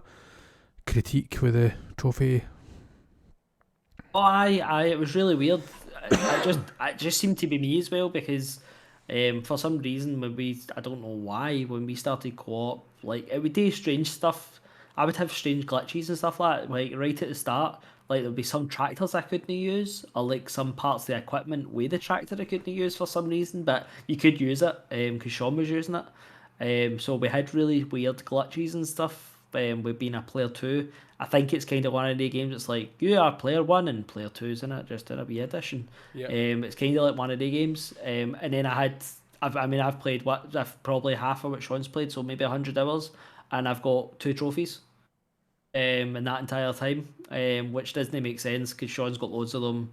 And when Jillian ended up coming in and helping us a wee bit now and again, she was popping trophies left, right, and centre. Nah, I had none of them, and I'm like, I just don't get this. So the trophies didn't work. So if you're a trophy hunter and you're trying to do co-op, good luck with that. It might work for you, it might not work for you. It didn't work for me. It worked for Jillian. Do you know what the thing I love about this game? I love the progress. See, thinking back, like, we literally started with just a house, one shed, and one field, and that was all we had. Yep. And now we've got factories. We've got about 8 factories, all doing different things. We've got sheep. We've got, what else? We've got cows. Cows. We've got about 7 sheds with fucking 14 different bits of equipment. If no, we've got more than 14. We've probably got about 30 bits of equipment. Yep.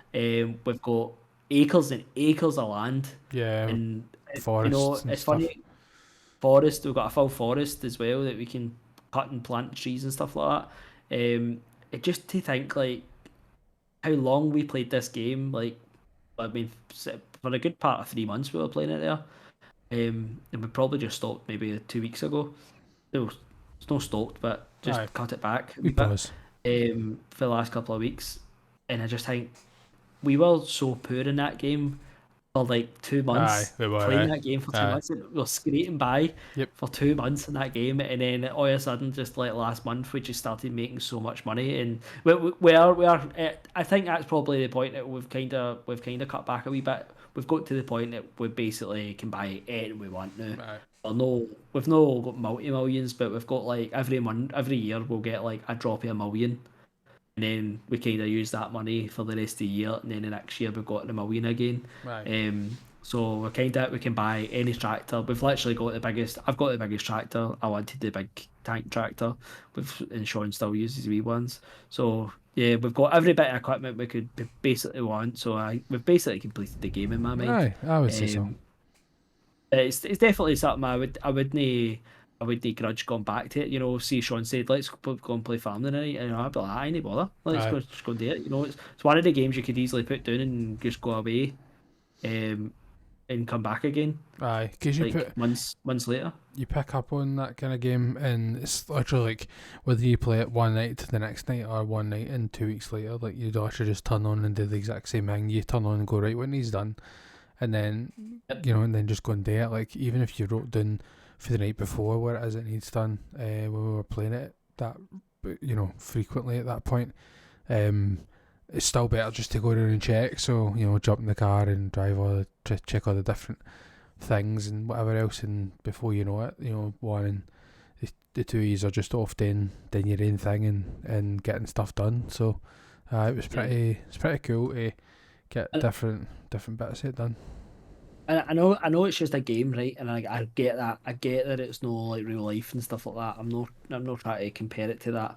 But I think just playing this game has given me a bit of appreciation for like farming and stuff like that as well. You know, I'm actually quite like you keep telling me to watch Clarkson's Farm, which I will get to one day because I'm probably more interested in it now than I've ever been. If you want an eye opener of like what, especially British farming is at the minute, then you want to be watching his TV show. The man's done more for farming than probably our government's done in the last 5 years, so it's ridiculous, like some of the things and issues that they have to deal with, and he does generally, as soon as like he'll say like how much they've earned and how much whatever else, he's very open about that, and he's open about the fact that this is just something for him to do more than anything else. He just loves it, but he's no reliant on it, and if he was, then he'd be in a lot of trouble. So a lot of farmers are diverse and they work in all different things, so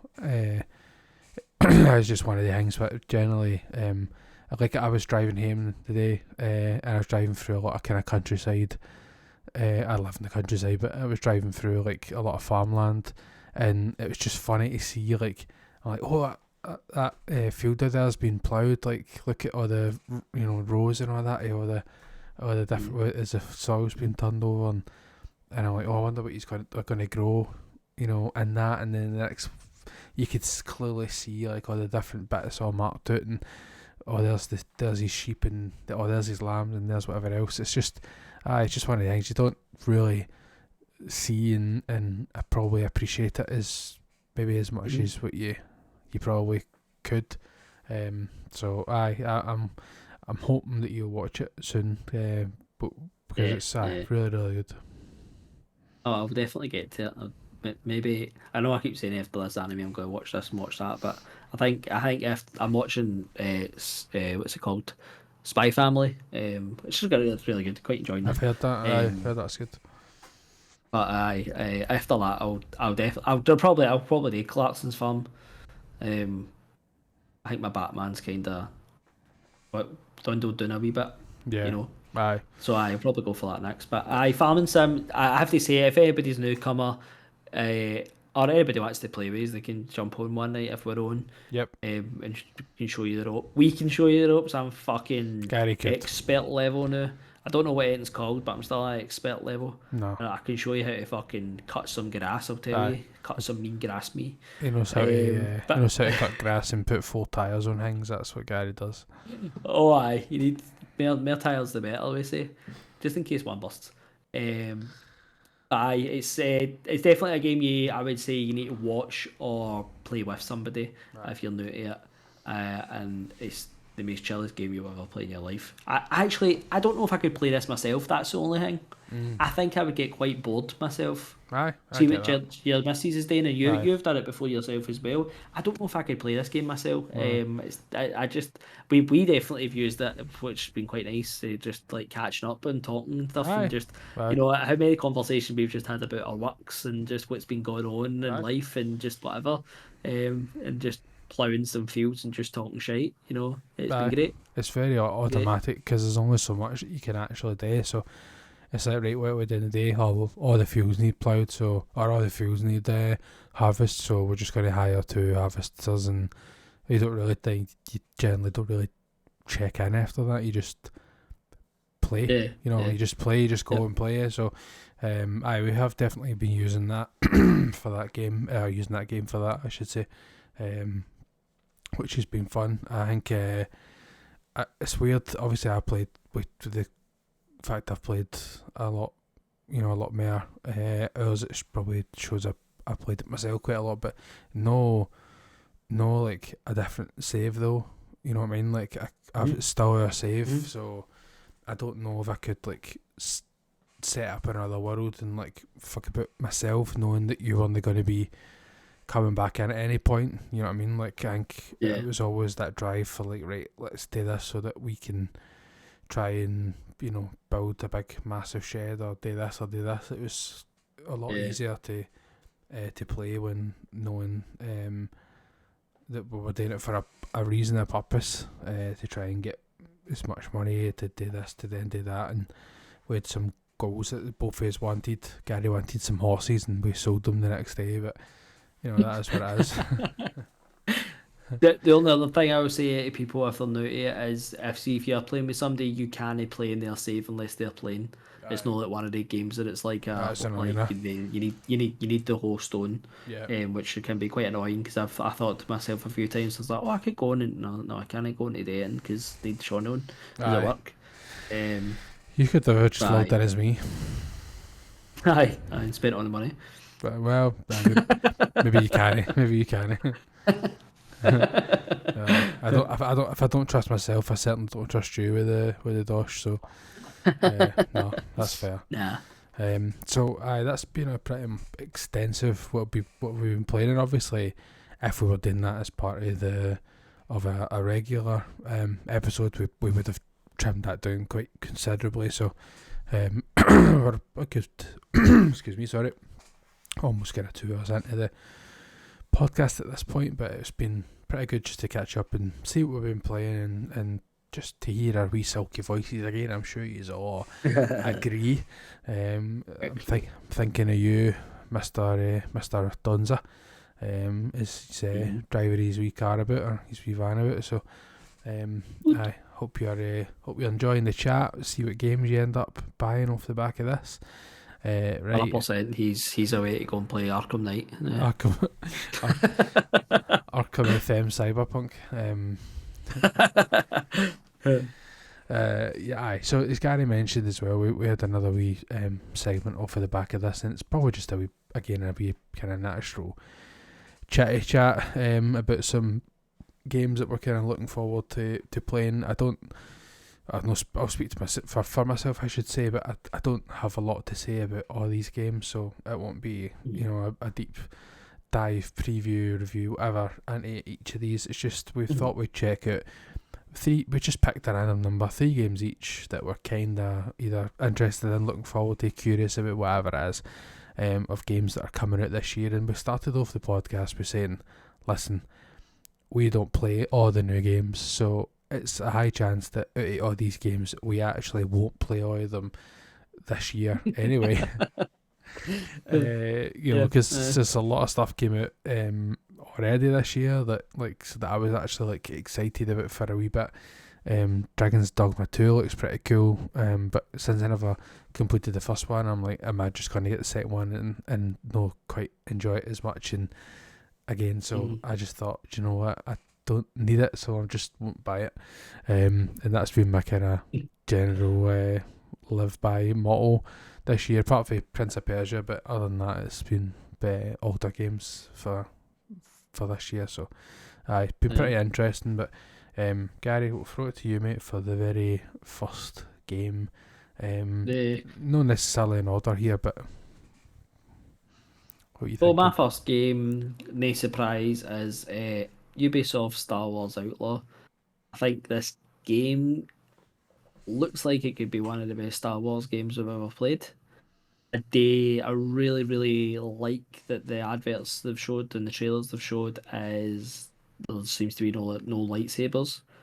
I quite like that. I like that it's kind of just you're just a normal person in the Star Wars world. Yep, I yep. think that's really different for what we've had because any Star Wars games obviously always got a lightsaber in it. So I quite like it. They're kind of going out that box and just going, do you know what? You're just a normal person in this mad world or universe. Um, and it just looks so authentic, you know. See, sometimes you watch see something that's like a licensed game or something, and you just like, it kind of looks like it's just a knockoff of it. This Aye. just looks like it just fits in perfectly. Every trailer I've seen, I'm just like, wow, they've got that down to a T. They've got the sounds down to a T. Everything just looks good, and I really, really hope, not even just for Ubisoft, for Star Wars fans, because I feel like we've had a bit of Due it. a hard run Aye, here, we'll do it. and I think we're just due a fucking fantastic game. Even the last Star Wars Jedi, I actually quite like Fallen Order or whatever the second one was called. I actually quite liked it. I know some people don't like it. I think I probably liked it more because I didn't play it for about a year after it came out, so I was Yeah. kind of glitch free for the most Aye. part. But I just really hope Ubisoft knock this one out of the park. I'm hoping for a 9, or a high 8 at least, Aye. and I just something to like sink my teeth in. I've kind of been out of Star Wars for kind of going through ebb and flows. I've been out of Star Wars for a wee while, and I just feel like that's got the potential to just hook me right back in and to get all the rest of the Disney 17,000 seasons, TV seasons to watch. Aye. No, aye, absolutely. I think it's probably probably one of the games that I don't know if I'd probably want to wait to see the review first just in case, because it could Aye, totally definitely, go the other definitely. way. But I could absolutely also in the same breath see myself ordering it on release because because it just looks that good. So we'll see. Mhm. Time will tell. Time will tell. It's interesting to get so many different options for Star Wars games as well. We'll see what happens with that one. I didn't enjoy too much the last one. I think it was just the kind of mapping and stuff I thought they could really fix and improve on. They never did. So I'll have to just wait and see how it turns out. More than anything else. Yeah. I feel like Um, Ubisoft are kind of always half decent with that kind of stuff. oh aye, aye, Locations, maps, and stuff like that. They're always usually half decent at that. yeah. There's So hopefully, a good possibility. I like the Far Cry games and whatever else. So could be right up our street and not quite so much other people's. So we just yeah, yeah. have to wait and see what happens. But that's why it's our list and no anything else is right. Okay. I put the next one on. I'm not. I put my first game as Indiana Jones only because I thought I actually put Gary. I put the same one as Gary's, and I thought, you know what? There's only so much realistically we can talk about Star Wars, so I'll just put Indiana Jones down. And it's not that I'm looking forward. I'm interested to see Ah, what it's going to be like. Like I think the switch between the cameras and stuff, or the idea to go first person, I'm sure it is a yeah, bit yeah, I a think so. strange one. And but when I was watching it, I was like, "What is this like?" And then I get to the end, and I'm like, "Do you know what? Like that actually doesn't look as bad as I thought it was." So I'm kind of curious. I'm not like a diehard Indiana Jones fan or anything like that. So I like the films. I don't remember a lot about them, but I know when I watched them, I liked them. So we'll see how it turns out. But gone by the trailers and that we've watched so far, there's definitely room to fuck this thing up. Like Oh, aye. if they're not careful. So aye, I'm a bit kind of cautious, curious, and aye, I think if it reviews alright, or if I watch a video and I like look at it, then I'll pick it up. At a later date of that, because I think we're due a good action game.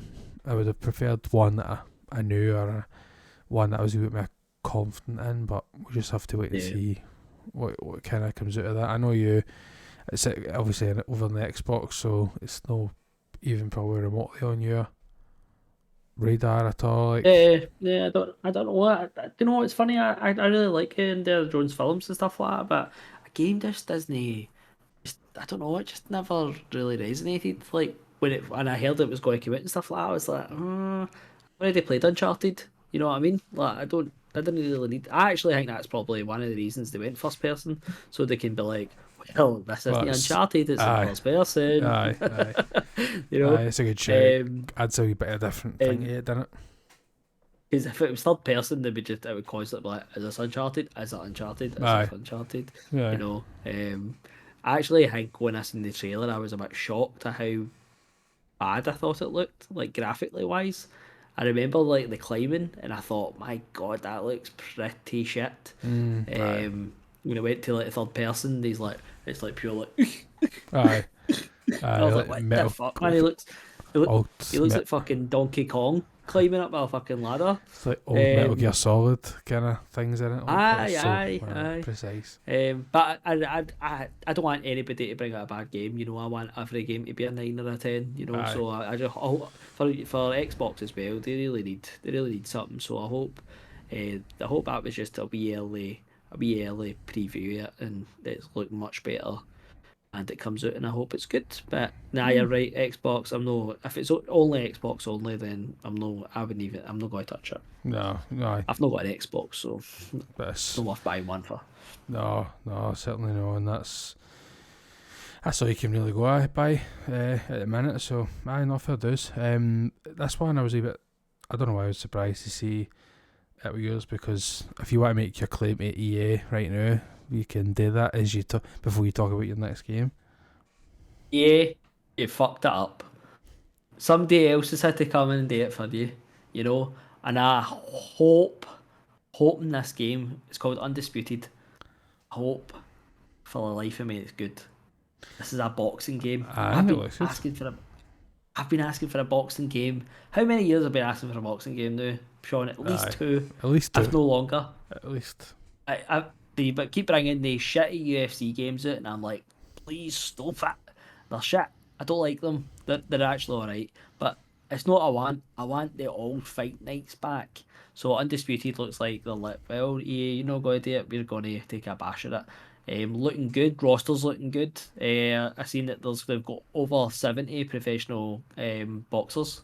That's good. Licensed, which is good. That's pretty good, all the kind of people you'd expect there. Anthony Joshua is now in it for some reason. Must not have got that contract.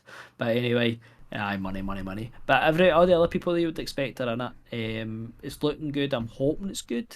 I just want a good career mode, a good fight night career mode. Do you remember the times? Do you remember the days you get fight night career mode and your guy got that? Do you remember when he got punishment and stuff like that, and he started, his nose would change and stuff like that, and if you had too much damage, it would be like, oh, he's susceptible to getting his nose bleeding and stuff like that. And I was like, I just want that. Give me it back. And the older you get, the worse your guy got, because he was like, you had to get him in his prime. Then as soon as he hit his prime, it was like a couple of years later, then he would start to deteriorate and stuff like that. That's what I want. I want that. I want rivalries back. I want people to be calling you. I want them to be like, right, you fucker, and then that's it. Fight's on, you know.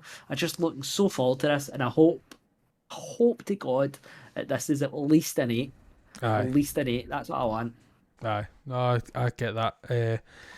I haven't played a good boxing game since way back in the day, and I'm talking about, like, you know, back Fight Night where you were in, it was almost like a kind of league format, almost a table format, and you would just like pick you were allowed to like pick a particular boxer that you could either pick somebody that was like slightly below or slightly above or way above and challenge them and kind of fight with them, and you would make your own wee stories in your head. Well, I would anyway. Because that's just the way it was. And eventually you would, you know, get all the way to the top and win the belts or whatever. But I remember playing and I don't know how it was at the time that was in it, whether it was Ali or whatever. But yeah, I remember by the time it took like your character to get like really really good, like he was on his way out type thing. And I Yeah. think That's right. Retired and stuff, didn't he? That's exactly, right. aye. So I think I remember playing him like once, and all I did was like move around the ring, like just to try and like hold it out, and then like go in for like the last like 10 seconds of each round and like throw a couple of punches and stuff. So I can't remember if I managed to win that, but he kept like owning me, and that was my only solution, was just to like stay out his road, and then eventually like sock him in the end. So I don't know. We'll see. We'll see what happens with that one. It did look good. I would probably get a miss unless Gary talks about it and I take the notion. But Do you know what I always remember, like you talking about that there? It's funny, I know, isn't it? This like that's what we'll talk about. Hell divers, you make your own stories. I always remember it was like one. I don't know if it was the first night eight or the first fight night or the second one, and I made Rocky in it, and so I was Rocky, and I went all the way through champion and stuff like that. You know, I was defending champion, fucking probably won about 7 fights with my belt and stuff like that, beating everybody. And there was this wee all the old pros had retired, and they were all just bring all random people and stuff like that, which I hear. I love that. See if you're not going to by get all all the pros, means, it doesn't aye, need you to by be all covered of means, pros. aye. Just give me random people and with different stats and stuff like that. Yep. That doesn't bother me. Yep. And this guy was number 2, and he knocked me out in like 3 punches. Like literally just started, boom, boom, boom. I was down. I was raging. I was like, no, I've lost my title. My guy was starting to get older at this point, Oh because no. you know what it's like. You get to the pro, and it's like he starts like he's like a fight is like once a year, Aye. kind of stuff Aye. like that. Aye. So my guy was starting to get older, and I was like, I don't know if I'm going to. I'm taking a rematch, and I battered him. Next fight, leathered him, Nice. leathered him. It was like 7 rounds or something. Leathered him every single round, and I was holding. You know that way I could see all the blood. And I was like, I'm just going to knock you out, but no, knock you down. Aye. So that I would just keep going back from their blood, kind of thing. I was like, is this the punishment? The glutton for punishment. And then I was like, right, won it back. It was one each, and I was like, we're going to go for a trio. We need to Aye. do a trio and Aye. see who's the best. Aye. And Gary won. Yeah. Gary won, and I've knocked him out. He went all the way back down. He was like number 10, and I was like, catch you. Finished. Couldn't have beat me. Down. Get down with And him. I still remember that to this day. Aye. Which just shows you how much you resonate with these games. So that's what I'm hoping for. Undisputed. We need an 8 out of 10 at least. 8 out of 10. Gary to be justified for shouting for a fight night for the last 2 years. It'll come. Maybe a different. This will be the one that scratches the itch, and you don't need a fight night. We'll see. Maybe. Or EA will turn around and go, hey, wait a minute here. Yeah, you can go. Hey, what you doing? Gosh dang minute. They're terrible, man. So they're right. So my game, the next one was Black Myth Wukong. Do you know? Again, it's another one. I'm no dead set on it because it's the Souls type kind of game. Like I played Elden Ring and really enjoyed it, but I'm not so sure that would be something that I could, like, I didn't know. So I pre-ordered Elden Ring, and it might seem weird to think, well, why would you pre-order it without knowing exactly what it was? But when it was coming out, like, I don't think anybody knew right away what it was at that point, even in January. Like, it was coming out in February or early March, and nobody really knew, like, exactly what it was. There was rumours it was going to be a Souls-like game and whatever else, and eventually somebody through a good kind of friends group had gifted me for my 30th a PSN gift voucher, and it was enough to cover, for the game. So I'm like, do you know what, I'm just going to get it, because I never expected this gift voucher thing, and I'm thinking, do you know what, just get it and try it out. And it was so addicting. I streamed it and everything because I enjoyed it that much that I was like, other people can watch me fucking suffer. And it was just a really good game, but I'm not sure. This game looks really good. I quite like some of the systems. The combat looks really good, but I just don't know if I could go in me to do another Souls-like game. Because of the length of time sometimes that you need to be in the to play it at one chunk at a time, So Yeah. I don't know. We'll have to wait and see. There'd be full streams that you would be doing. You would be fighting enough the same boss the entire stream. Aye. So you're talking about 2 or 3 years. Yep. Just fighting the same person constantly. Aye. I'm exact same boat. I'm not a Souls person whatsoever. This game looks absolutely beautiful. If you've ever seen any of the stills or seen a trailer for it, it looks something special actually. Aesthetically wise, but it's just one of the games that if it's maybe not too hard, I'd maybe get a wee try. But if it's setting like people like us as Last Souls and I'm out, Aye. maybe I'll look for far. Aye. I think maybe check it's like kind of trailer first, and then watch gameplay, and then if somebody else has it, that kind of thing, just to see like how difficult it is, because it's no like, oh, you couldn't do that. It's just you don't really have the time. None of us really have the time to like commit enough to be able to play some of these types of games to the level that you would want to be enjoying them in. But that was Black Myth work on there. I should say before Gary goes with his next game, it's becoming more and more. I'm so glad this year, right enough, but it's becoming more difficult to actually see which games are coming out this year because just I don't know about you if you were looking it up and you found the same, but there's so many like JRPG anime type games that are coming out this year now that there was so many of them. So many of them came out and to come out, and I'm like, what the hell is like all these games that I didn't even fully appreciate the volume that was quite coming over. But this year we've managed to get a wee kind of a leap year, if you like, that you don't really have a lot of big titles coming out. I think there's supposed to be a Sony conference in the next couple of weeks, apparently, if the rumour's right. But maybe we'll see something big for the end of the year, but I highly doubt it. But it's just strange to me that it's such a quiet year, and I'm fucking glad. Yeah, can I just go off that? What you were just talking about there. I seen some leaked footage for. I know it was out there, and I didn't look it up intentionally. It just came up on my Facebook or something, or Instagram. It was the leaked footage for the Wolverine game.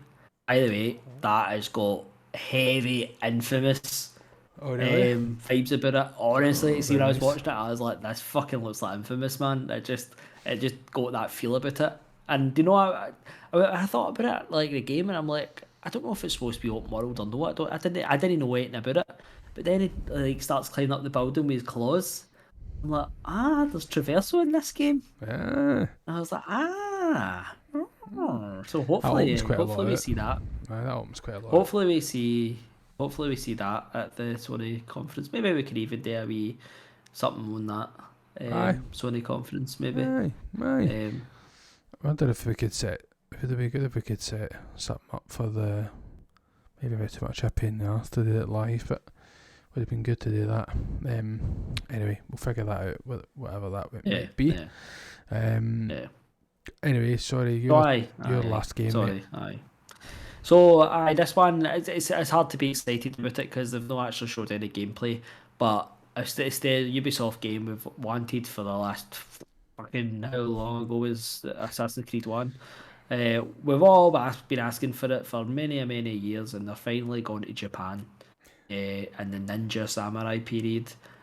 Maybe a wee bit little too late. I mean, I feel like we're starting to get inundated with Japanese sort of samurai period games now. I mean, they've got big shoes to fill. With Ghost of Tsushima already been there. Yep. And been what everybody would call the best Ubisoft game that Ubisoft's never made. I mean, Ghost of Tsushima is probably one of my favourite games that came out. Loved that game. They did everything right, and my God, I would like to be Assassin's Creed Shadows, but I'm still gonna. I like an Assassin's Creed game, so I would definitely give it a shot. As I said, hard to be excited because it was just a CGI trailer that came out, But what they're going with looks quite good. It sort of looks like that sort of ninja versus assassin, ninja versus samurai sort of look about it, which I quite like. Quite like that kind of fighting between two different styles. Yep. Yeah. So we'll see what it brings, but we'll get. It's coming out this year. Quite surprised that it's coming out this year. Didn't think it would make it with Star Wars Outlaw supposedly be coming out at the end of the year as well. So they've got two big games coming out very close to each other. Maybe hoping that it's going to be different audiences, but I don't really know. No. I feel like they're cannibalising each other a wee bit with these two, but it's quite a risk. But anyway, so we've supposedly got two of these games to look forward to this year. I know that's quite boring. I've picked two Ubisoft games, but I just like a wee Ubisoft game. You know, I can't. The heart wants what the heart wants. You know, and I like a wee Ubisoft game. So hopefully, Assassin's Creed Shadows comes out and it's fantastic as well. But as I said, it is going to get judged against Ghost of Tsushima big time. Aye, right away, like easily. There's no any question about it, because that game came out anywhere, done so well, and so many people went for the platinum, and that it's just a perfect game. So, aye, it's I think one of the things that it's maybe been in development in the background, and they've just went, you know what, just get it fucking out. You know, we'll just have to get it out to see, and see what it's like. It's same as like how Skull and Bones and that eventually, like, just fuck it, just put it out, like. Just is what it is, you know. They just have to go with it. Could you imagine in this PlayStation thing it's maybe coming out and they go Ghost of Tsushima 2? Ubisoft will be like, fuck off. This coming this year. Aye. Yeah. Same date. It would be that'd be heartbreaking for them, but that'd be funny. That'd be really funny. That'd be a mic drop for Sony. That would be a mic drop, aye. Easily. Okay, so the last game for me then is Plucky Squire, in honour of Hoodie more than anything else.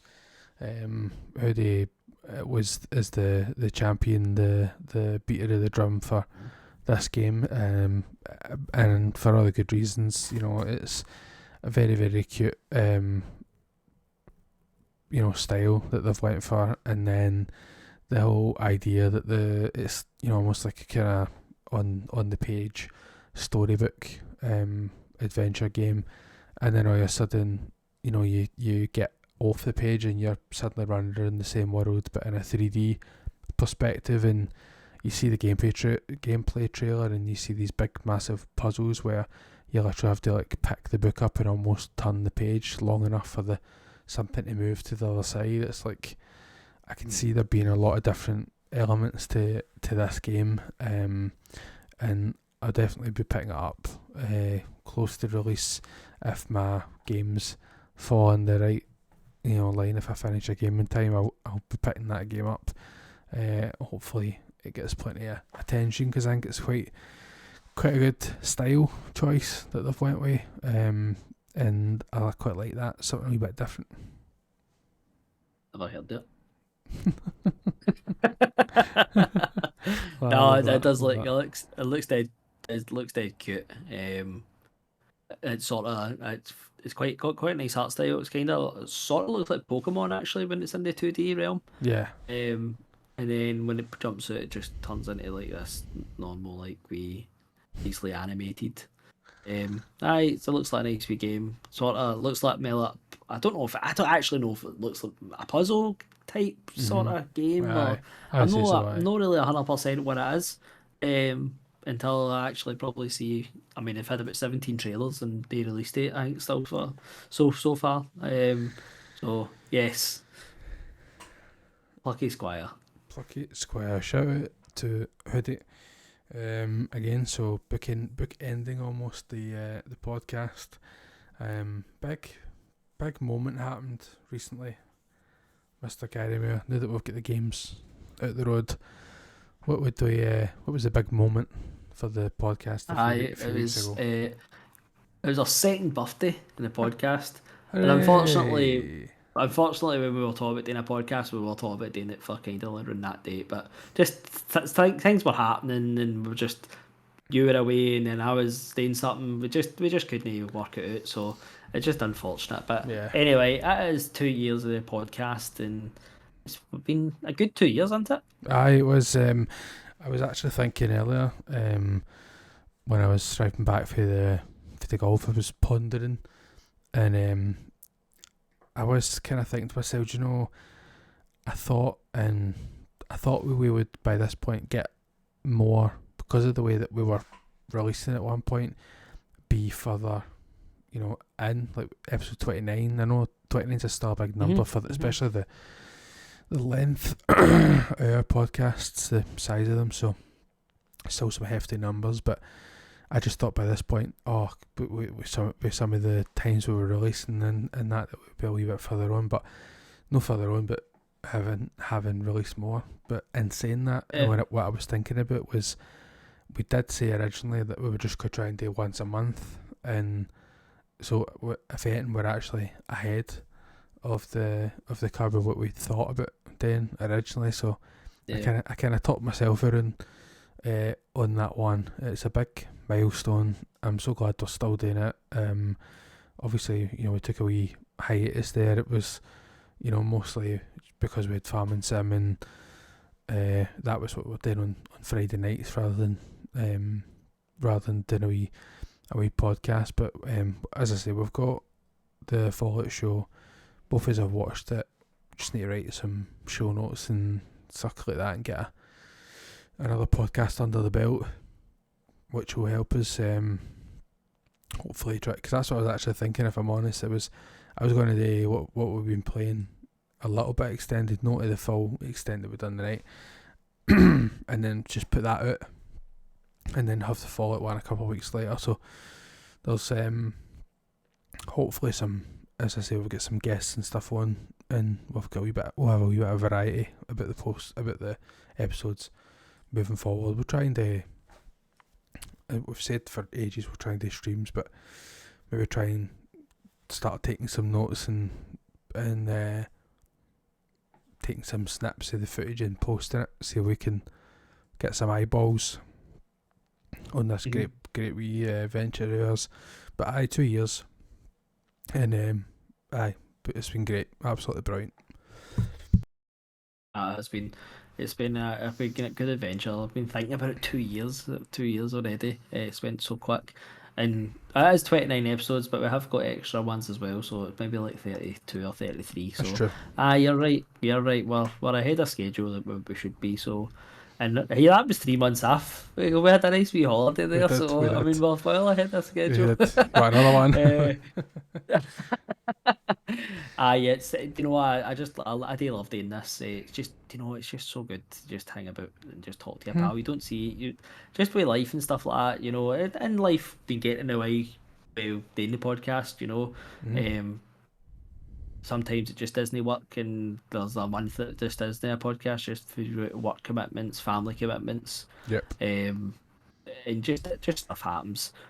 So yeah, it's nice just to hang about with your pal and talk shite and just know that people listen and stuff like that as well. I mean, this episode's a bit of a throwaway episodes, because we'll just talk about games. But this is what this podcast was all started with. It was just like we actually started it on like we just got to talk about games all the time. Yeah, that's what our hobby that literally brought us together. That's it. And that's just what it will continue to be. But it's been a great adventure, and obviously with Hoodie taking a wee hiatus as well. Well, as you said earlier, we would happily have him back whenever he feels like he would want to come back, or if he wants to come back, or even come back for an episode now and again, or whatever. We just this is just, it'll always be here, and I'm glad that we can share this adventure with everybody. Yeah, 100%. I think I'm not wanted to be critical as we mentioned in that. It's just one of the things that to share with you what I was thinking at the time earlier. But I'd definitely swiftly put myself back in my place. That it was a good number of things that we've done, a good number of episodes, good stuff, coverage, films, reviews, topics and conversations. Of course, this is as you say, a throwaway one of the games, but a lot of the time, this is where we get a lot of the most kind of feedback of our kind of good group of friends that listen to this. Like, they'll chip in and be like, oh, by the way, I forgot about that game, or you know, you've made me want to go and play that. You know, we get that quite a lot. So hopefully we've done that for some of yous as well. But listen, this has been an absolute blast. I've enjoyed it way much longer than I thought we were originally going to go for. But when we get started, it's hard to stop us. It's just such a good, just a good setup, good topic to break us back into it. That's it. Get the cobwebs off. Cobwebs, shake them off. Get the game. So yeah, next episode we'll hopefully try and record and post in June, and that'll be for Fallout, the TV show, and we can unless we do the Sony conference. If there's maybe a Sony conference that might get squeezed in before that. 100%. We'll see how it goes. I think we usually, that's usually like a special one though. Now it gets it's not a numbered one. Anyway, whatever. The next, we'll keep an eye out. We'll be on the feed and check us out. If there's anything else that you are looking for, you know, giving a wee bit of input, or looking for some changes, or anything that you think, oh, it does be really good if you would have a look at this or this, by all means, put them in the YouTube comments. We'll get that responded. I would like to join us for an episode, a topics episode, or whatever you want. Exactly. If you're into it, then give us a wee message, and we'll get something set up as well. We were looking to get Ben on, so hopefully we can sort that in the coming months, as well as Rahul. You know, more than happy to have that guy on as much as possible. He's a good laugh. Currently running away with the Fantasy Critic League. I'm not going to bring, not even going to warrant bringing that up on the screen. Fuck you, Rahul. I hope you're still listening, but fuck you, man. Anyway, right, it's been a blast. I've enjoyed it, loved it. I'm ready for bed, but this has been an absolute blast. Hope to see you all in the next episode. Take care. Bye, guys. Thanks for listening to another episode of the Vault Dwellers podcast. You can keep up with Gary Moore at Gary Moore's Art over on Instagram. You can keep up with myself on Twitter and Twitch at MrMac92, and you can't keep up with Hoodie on Kidoctoby over on Instagram. Very special shout out to Al the Predator Trousman for creating the intro and outro music. Thanks again for watching, and we'll see you next time. Bye.